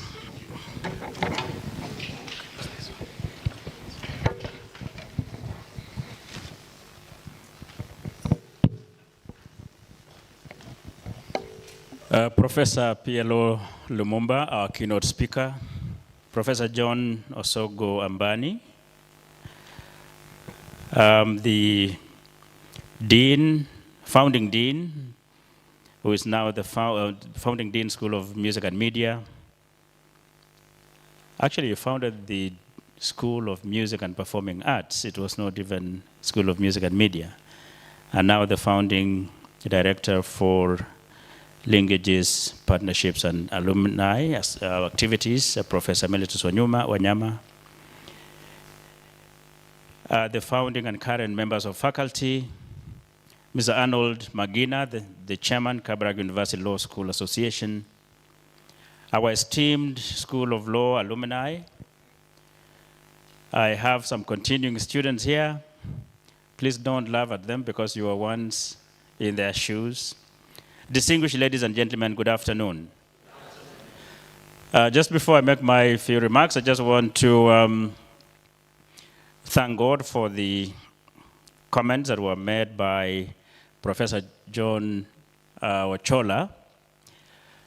All I have done is to serve as a team leader, and I have a great team of management. I have a great team of deans. I have a great team of academic staff, and they have supported me in our journey in making Kabarak University a great institution. So, distinguished ladies and gentlemen, it is with immense pride and deep gratitude to God that we gather today for the momentous homecoming of our Kabarak University School of Law alumni and the founding members of the school. Welcome back to your alma mater.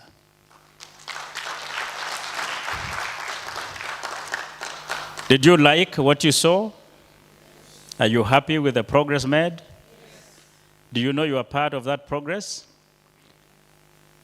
Yes, no?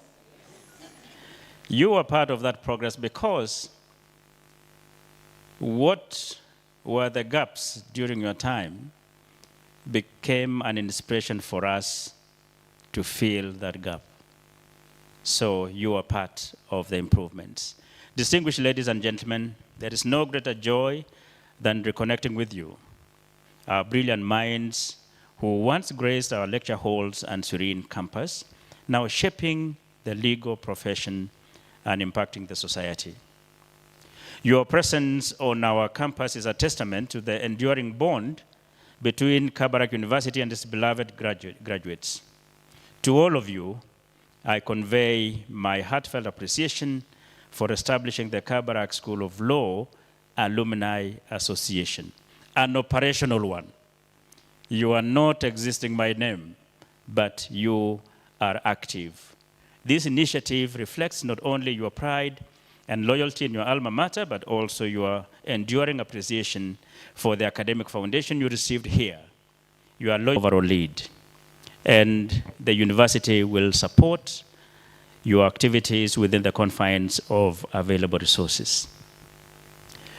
Distinguished ladies and gentlemen, I am proud to inform you that since your time as students and staff, Kabarak University has undergone transformative growth. We have expanded in student enrollment, faculty and staff appointments, academic programs, infrastructural development, all 35 undergraduate degree programs, 1 postgraduate diploma program, 27 diploma programs, and 16 certificate programs. Ladies and gentlemen, we have just received some good news from the Commission for University Education that 2 new postgraduate programs have been approved, namely Master of Pharmacy in Pharmaceutical Manufacturing and Master of Science in Chemistry.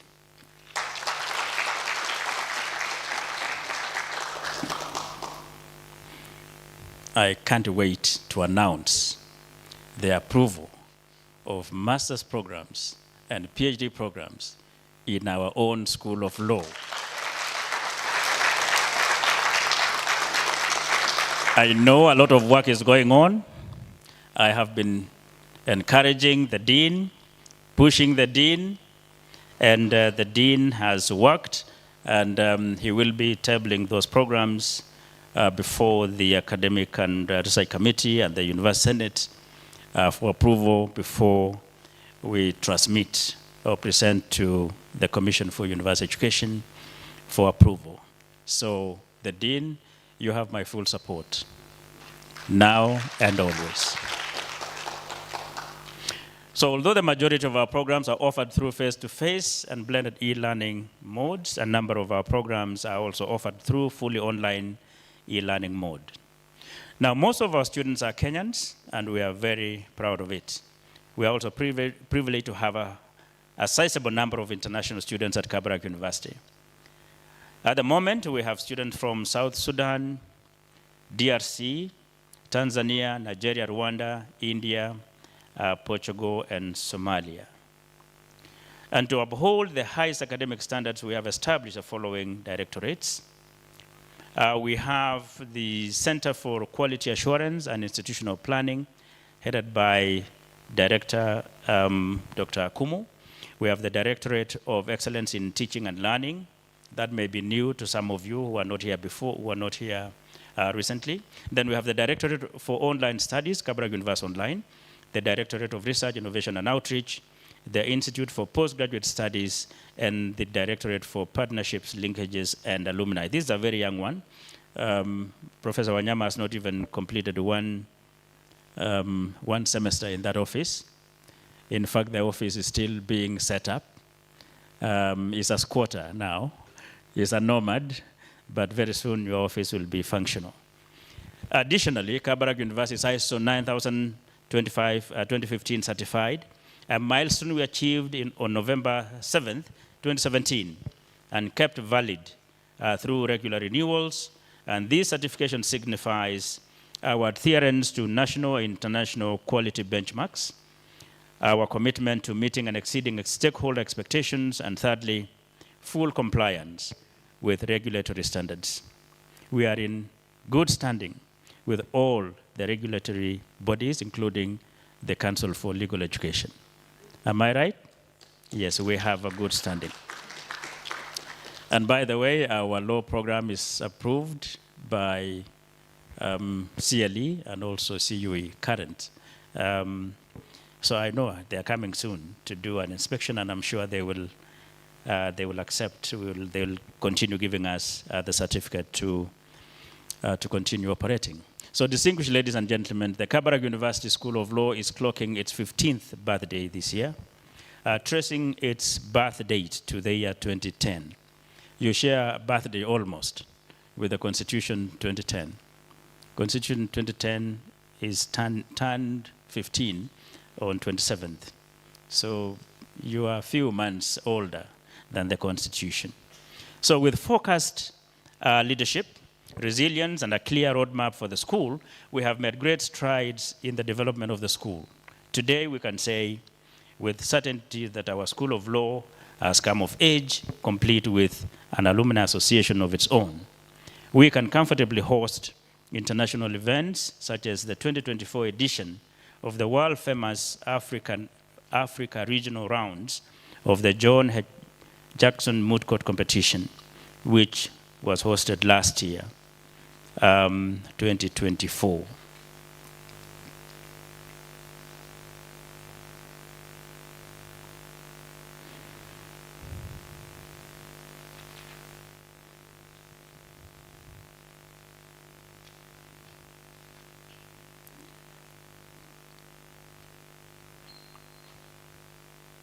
We have also constructed a landmark convocation hall with a seating capacity of 6,000 people.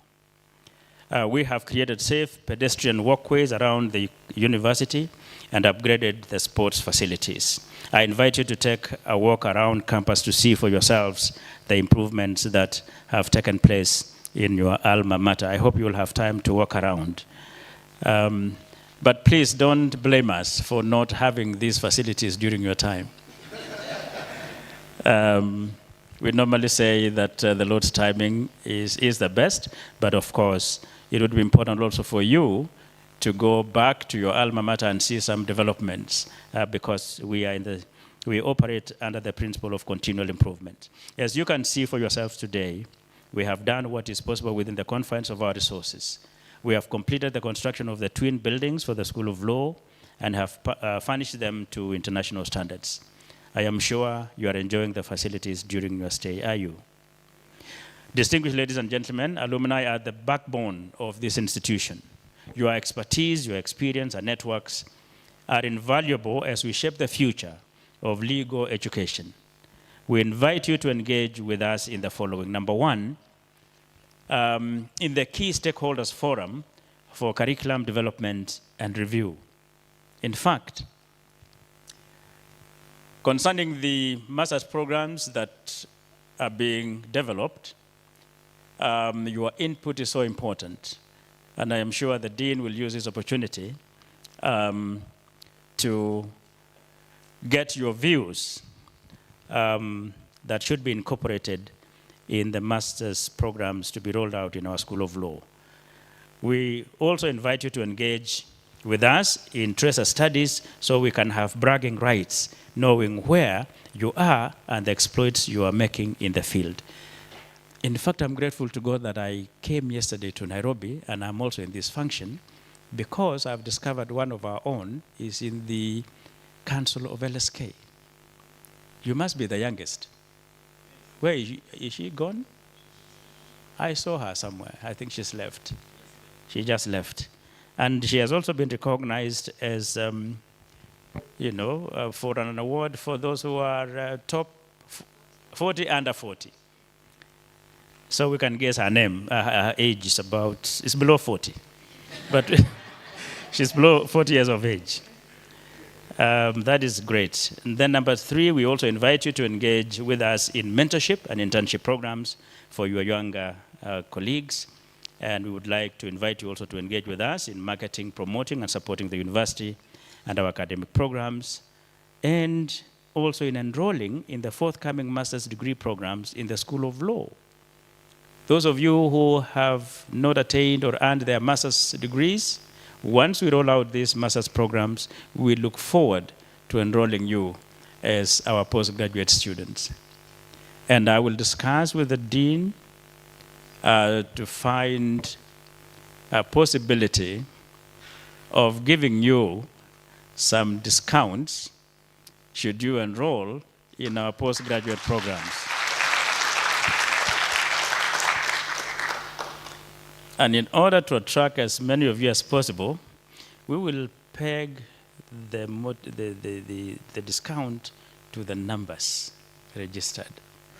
So that you can also market and encourage yourself to come and study. We are also inviting you to engage with us in contributing at either personal or group level in any other way.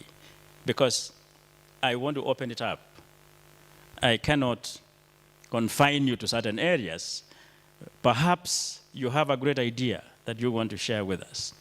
Please share with us. We are open to new ideas, and if they are workable, we will definitely take it and implement.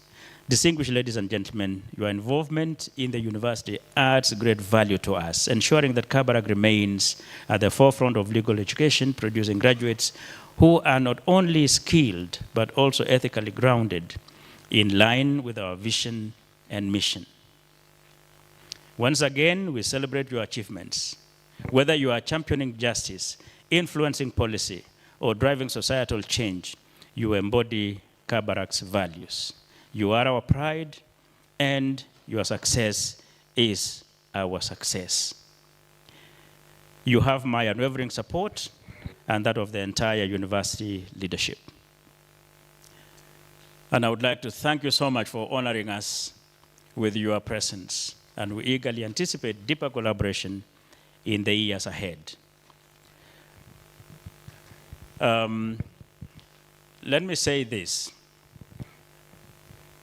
This year alone, our law students have participated in several international moot court competitions. And one of our students is a global champion. Kindly stand. I think I saw her somewhere there. By the way, I would like, when will you graduate? This year, December. Please buy a new graduation attire, because I will read out your name. I will put your name in my graduation speech. So get ready. There was somebody else who was number 2. No, she was number 1. This one was number 1. There was another number 2. You will give us the names. Mm-hmm. Correct. So yes, please.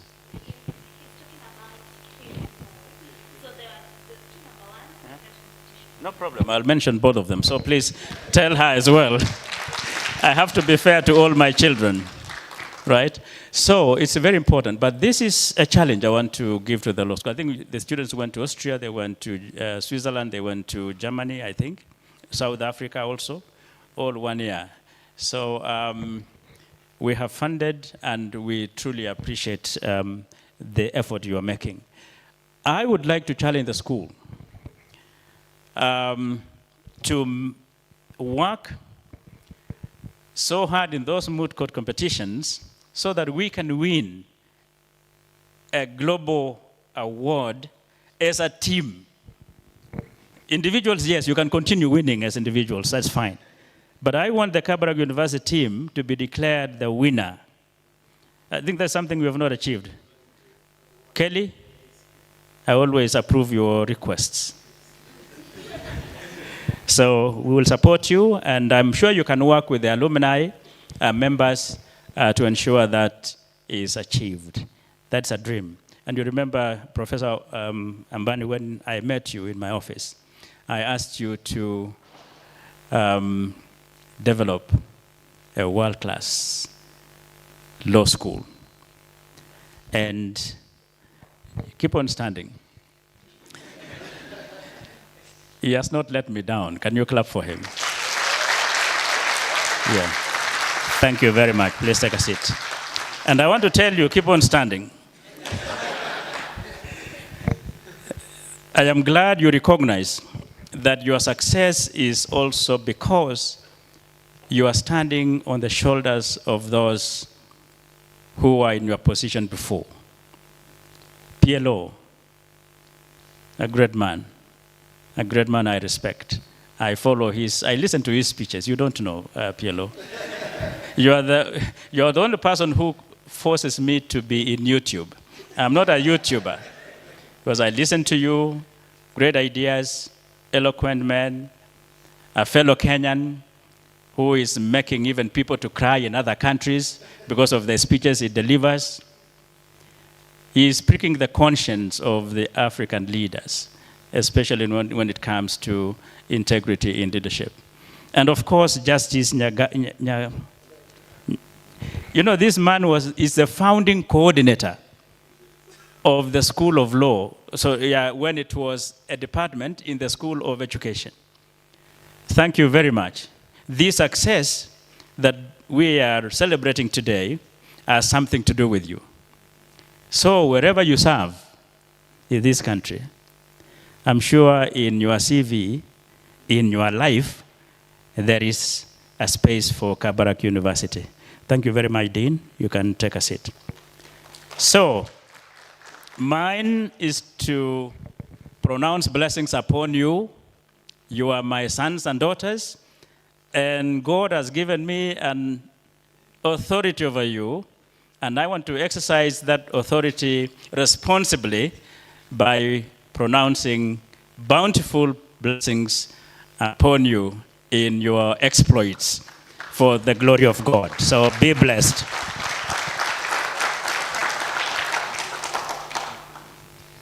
Have you received those blessings? And do you believe them?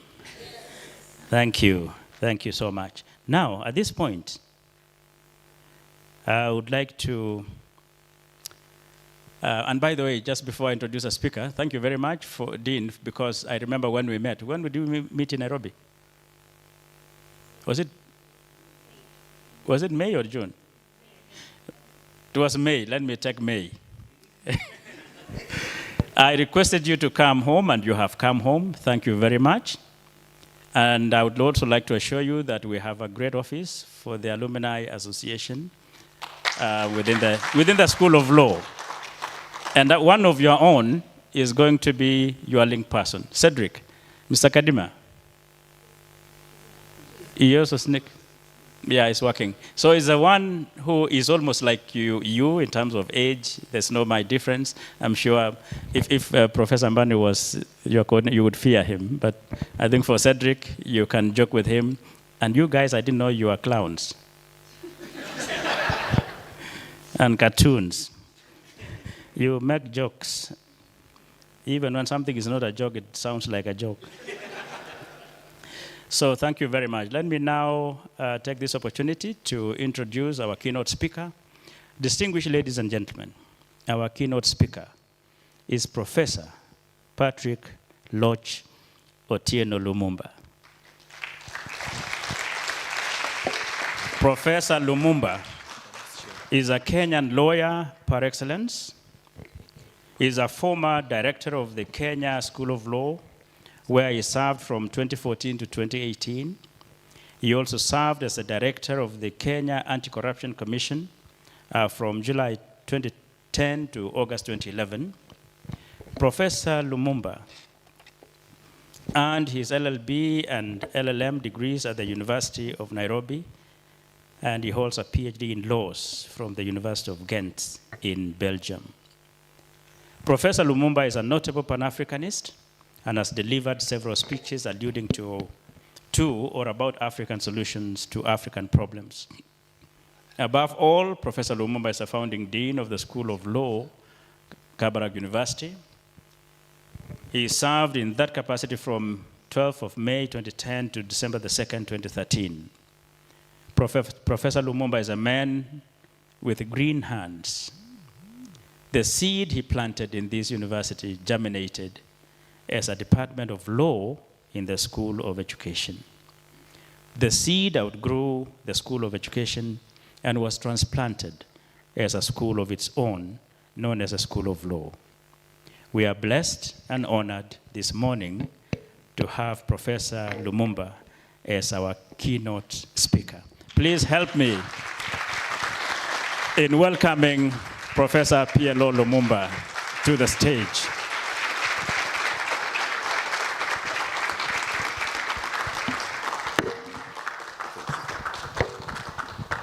Thank you very much. You may resume your seats.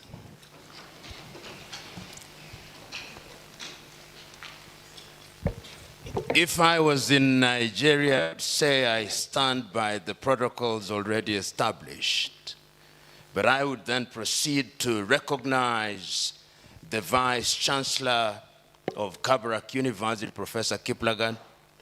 Permit me also to recognize the DVCs here present, Professor Chola, Professor Chepkilot, and also to recognize my very good student, Professor John Osogo Ambani, as indeed I must recognize Professor Kipchumba, the Provost, my good friend Reverend Mutuku, and Professor Wanyama, and the leadership of the Alumni Association and the alumni and those who have yet to graduate. It gladdens my heart to be present in this assembly. For purposes of history, I've written a long speech which will be circulated so that this matter is actually immortalized in the written word. What I'll do, therefore, is simply to share what I consider to be the key issues, starting with how I became the founding dean of this institution. Many may not know, but it happened in very interesting ways. The first time I met the late President Daniel Arap Moi was on Sunday, the 9th day of December, 1984. I was then a student leader at the University of Nairobi, and President Daniel Arap Moi had been invited by the then President of the United Republic of Tanzania, Mwalimu Julius Kabarak Nyerere. The students at the University of Dar es Salaam asked that the student leadership at the University of Nairobi be invited to accompany the president. And the president approached us through the then Vice-Chancellor of the University of Nairobi, Professor Joseph Maina Mungai. We were invited. We did not have passports. They were processed very quickly, and we accompanied President Daniel Arap Moi to Dar es Salaam. But we were amongst the crowd. And I remember the then chair of the students' body of Dar es Salaam, John Agrimwanri, stood to address the audience. And after he had addressed the audience, he invited me to speak. And I spoke in Kiswahili. And when I did, Mwalimu Nyerere said, "We Mkenya, unazungumza Kiswahili kizuri namna hii. Umejifunza wapi? Naomba kukuona baada ya mkutano." And Nyerere then asked me to remain and to go to Nairobi the following day. I think that is when Moi, the president, then said, "Who is this young man?" And he is recognized by a foreign leader. The following day, on Tuesday the 11th, he invited us to State House in Nairobi. The rest then became history. We graduated and joined the profession. And in 1990 and 1991, I then joined the Council of the Law Society. In those days, people did not vote or campaign in the manner that I see. Voting was by post. And we were very few of us in those early days. I remember the council at that time was myself, Paul Kivugimwite, Willie Munyoki Mutunga, Paul Kagwe, Martha Karua, GBM Karaoke, and of course, Gibson Kamau Kuria. That was our council. And this was in the run-up to the multi-party elections. And if you read The Advocate, which I edited, The Advocate, the magazine of the Law Society at that time, the version that I edited on the 9th of November 1992, you will see how we were involved in that process. I say this because it is relevant. It is during that period that I started something that I continue to do today, to write letters about things when I'm dissatisfied. I wrote a letter to President Daniel Arap Moi at a time when individuals had been detained. And I said, this was my letter, I found it recently and it's going to be part of my book to President Daniel Arap Moi. I told him, Your Excellency, although I recognize that detention without trial is in accordance with the law, the individuals that you have ordered to be detained are individuals who, in my view, ought not to be detained, because in future, they will claim to be leaders of this country by dint of detention only. And that is how wrong leadership emerges in countries. History has proved me wrong, proved me right, actually. He called me through the then permanent secretary. No, he was not permanent secretary. He called me through the then provincial commissioner of Rift Valley, the late Hezekiah Oyugi, to visit him at Harambee House, second floor, and to explain myself. And I said, Your Excellency, what I'm saying is right, because I know these individuals, what they are saying, they cannot overthrow your government. They are merely airing their views. And at that time, in the Law Society of Kenya, we were active. If you see some of the photos, you'll see but in a disciplined way. He told me, I've had you. Our relationship became stronger. In 1992, when there were ethnic clashes, he then asked me to represent some individuals in his cabinet as a lawyer. I ended up representing the late William Ntumama here in Nakuru, the Akiumi Commission, the late Mohammed and the late Nicholas Biwott in the Akiumi Commission. And in that way, I then knew him and he started knowing me a little better. So he said, yule kijana ambaye anazungumza kwa ukali lakini ukimwona ni mdogo tu. It's coming very close to how I then got invited here.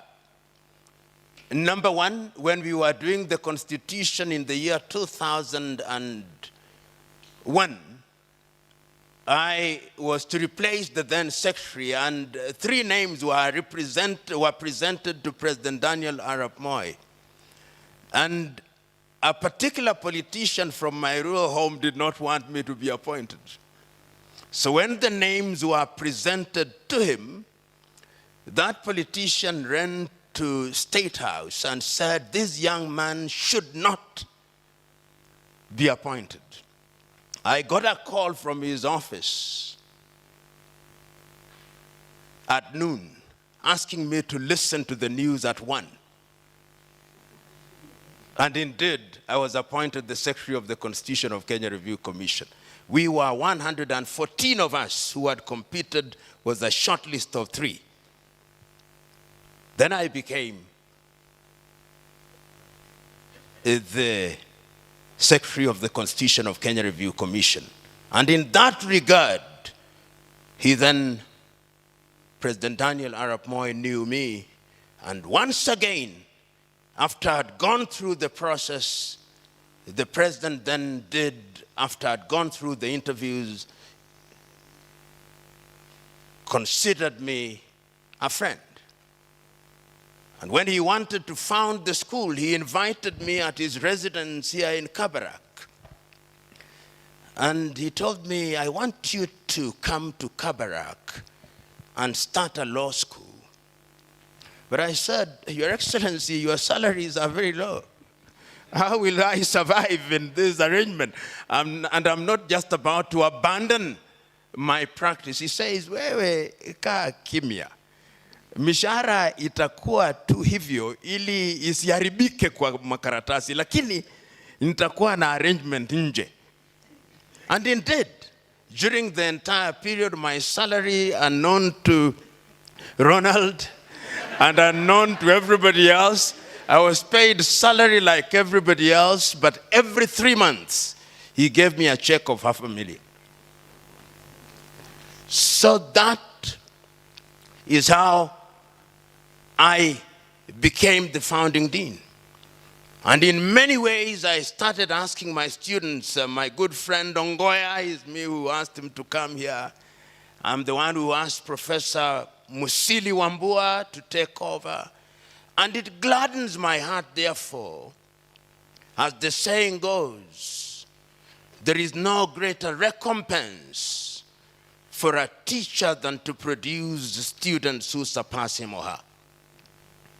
And I must say that what I've seen here is a testament to the fact that when you have things done right, they turn out right.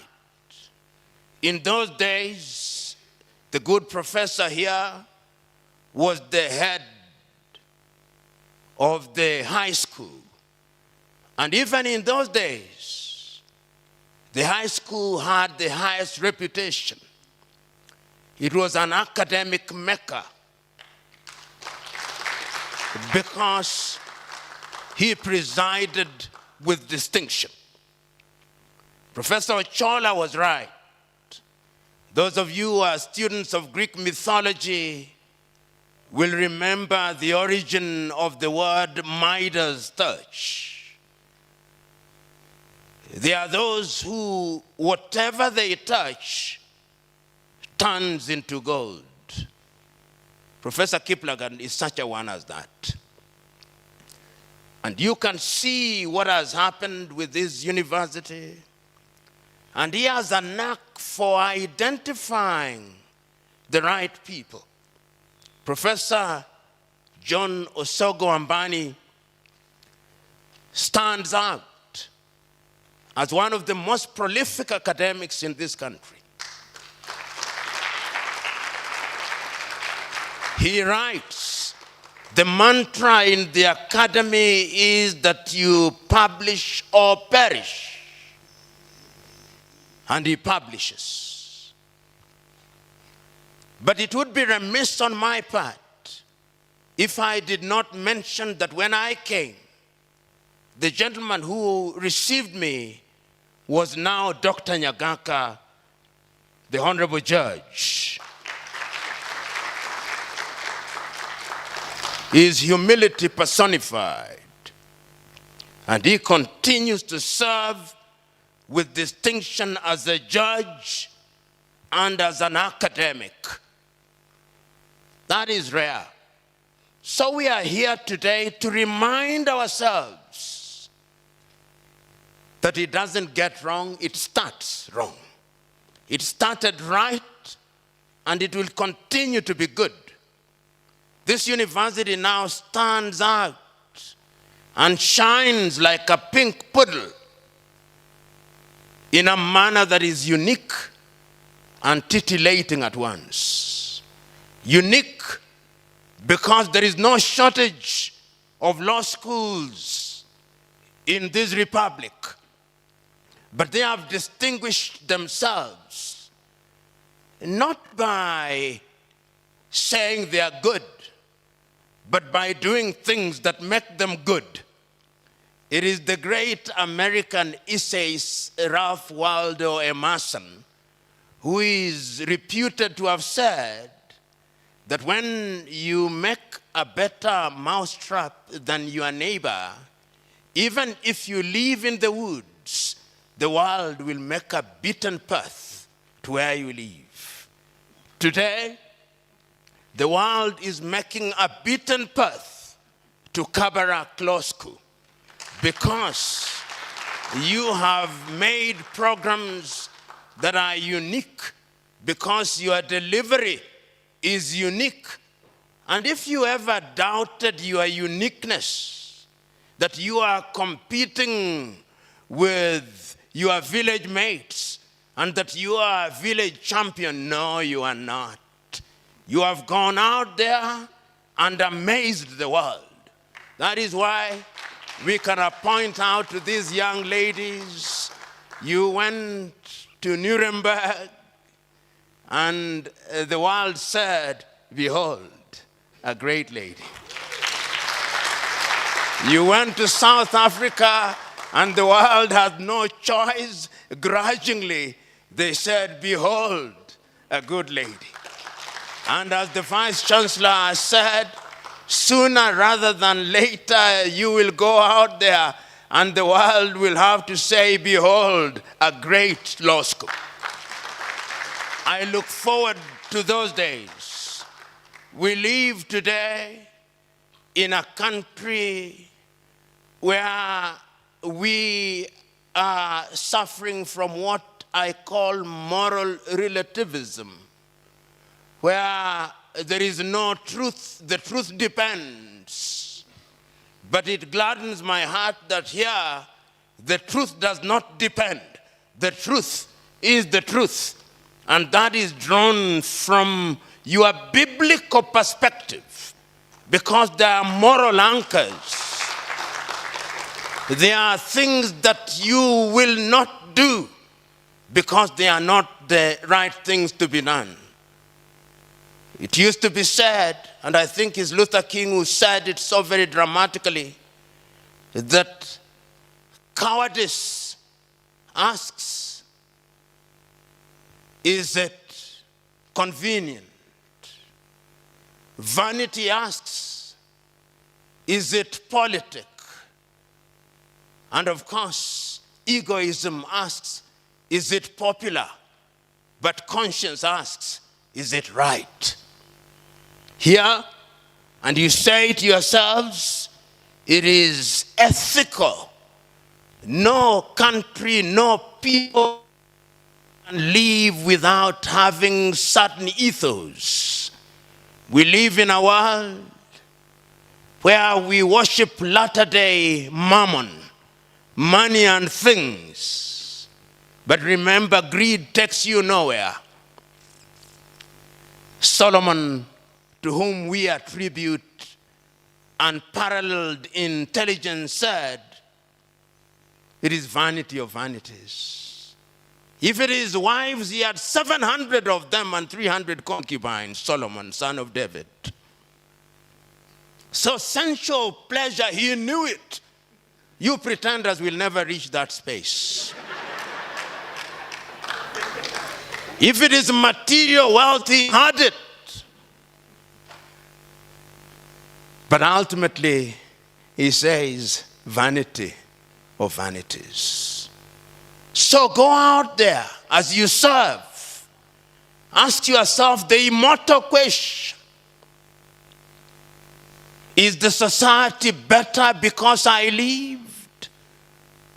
Or the society is poorer because I lived? My former teacher, Professor Jackson Boma Ojwang, used to tell me, at that time I was the only student in jurisprudence in my master's class. I had 3 teachers, Dietrich Kapela, Professor Jackson Boma Ojwang, and Kivuza Kibwana. I was the only student. And they used to tell me, particularly Ojwang, there is no competition at the top. Competition is only here. Make sure you are at the top. And when you are at the top, the world will look for you. Both your enemies, real or imagined, known and unknown, When they are sleeping, they will grudgingly say, behold, a great girl. Behold, a great man. And there is nothing that gladdens the heart than when your enemies admit that he is a fool, but he is good. A contradiction in terms. So today, as we celebrate 15 years, we also should look to the future.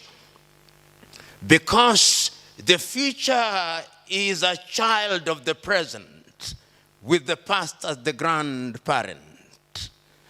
And when we recognize that, what we should be looking at as we stand on this podium, in 15 years and beyond, what will Kabarak be?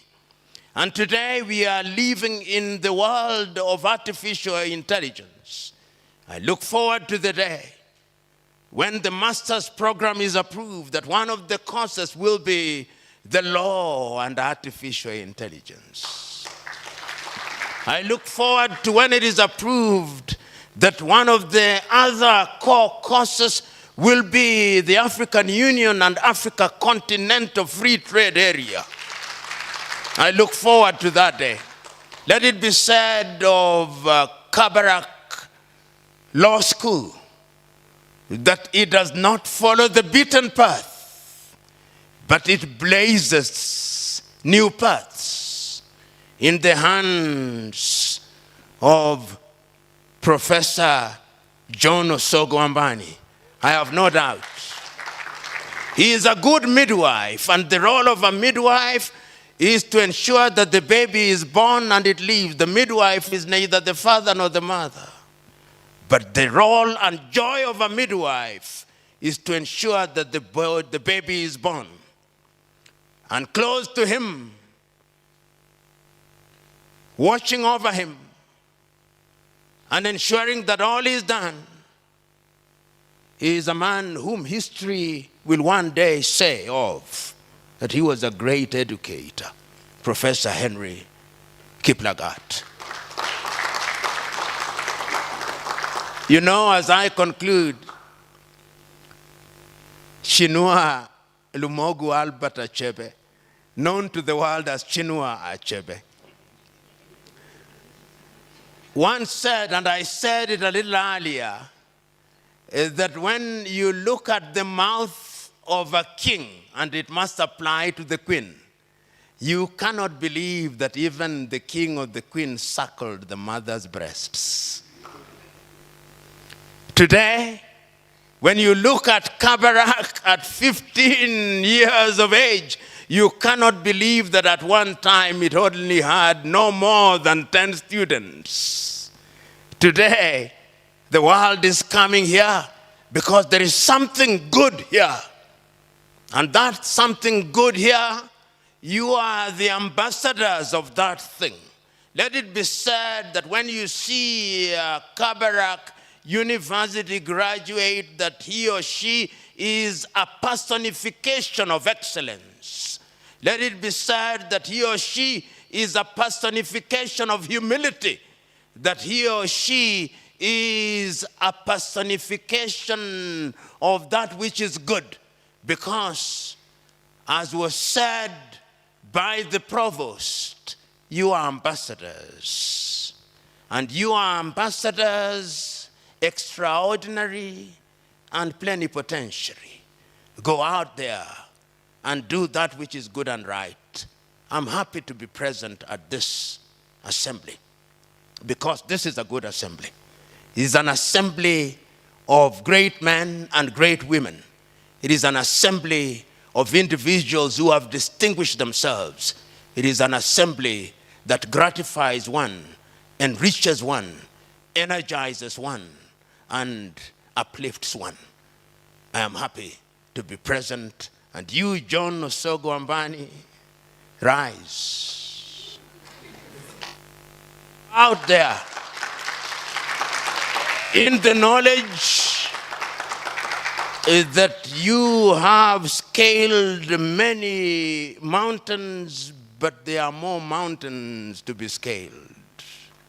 You, Professor Kiplagat, rise. and go out there in the knowledge that you are the great Iroko tree upon which many birds perch. Let the hawk perch, and let the eagle perch, and let all birds perch, that it may be said of the great Iroko that you are a great habitat. Be blessed.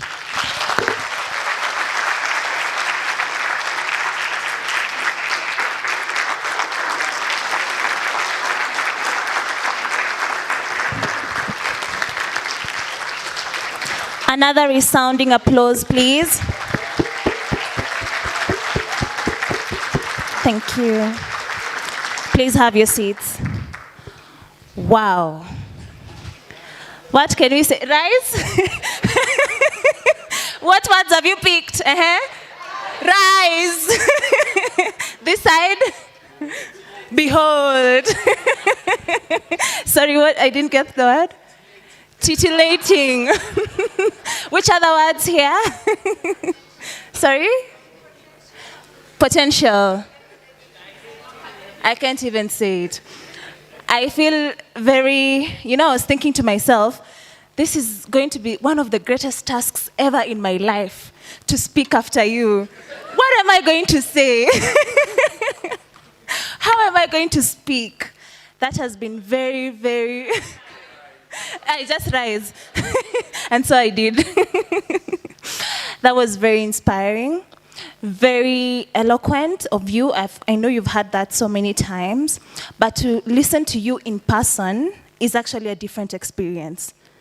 And to imagine that he was walking on the streets and seeing these trees, and interacting with the people who've been here before, we can all get there and even surpass it. No? Yes, we can. Yes? Yes. Thank you so, so much. May God abundantly bless you. And even to you, please don't rise, but I'm saying, rise, continue rising. I do not want to order you to stand, but keep soaring and soaring and soaring, because as you sow, so do we. Yeah? As you sow, so do we. Because we see and we follow your footsteps, and we even, we get really, really inspired, and thank you so much. Thank you to also everyone who's spoken before him. Thank you to the VC. Thank you to the DVC. Thank you to our dean. We are truly, truly, truly blessed as a university. We are truly blessed. Now, I know you're feeling, your spirits are very high. You have been nourished intellectually, emotionally, I hope. I hope you're still having the right vibe. Are you still feeling nostalgic? By the way, Mr. PLO, do you know the word vibe? Vibe, vibe?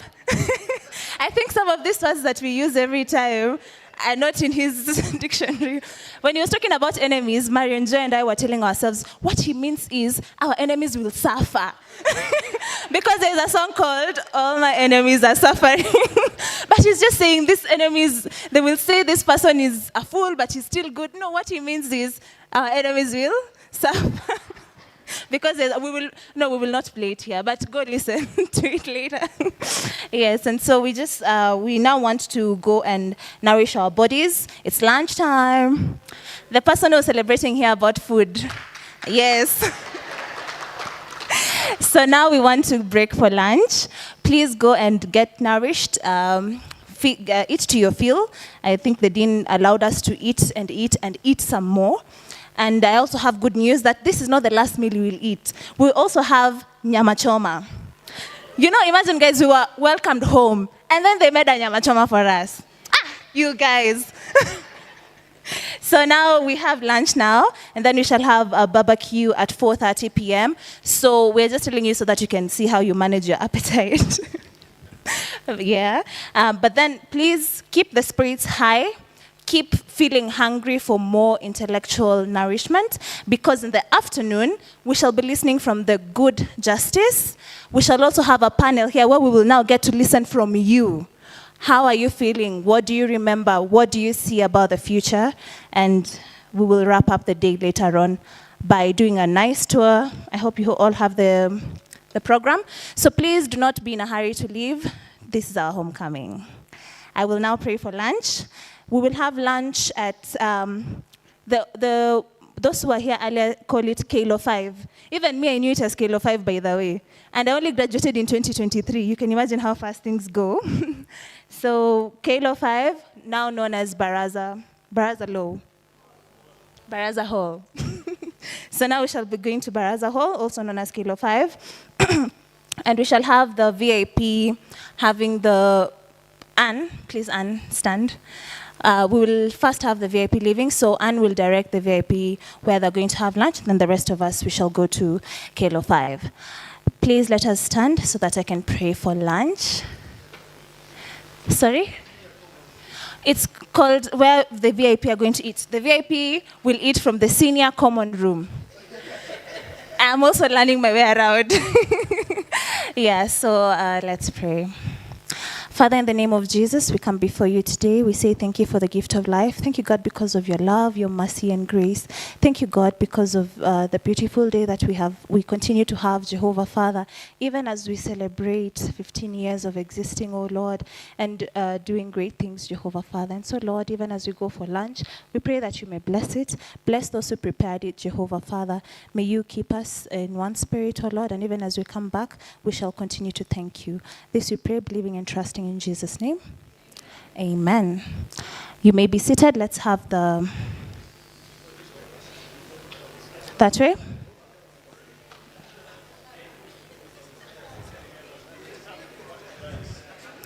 All right. You may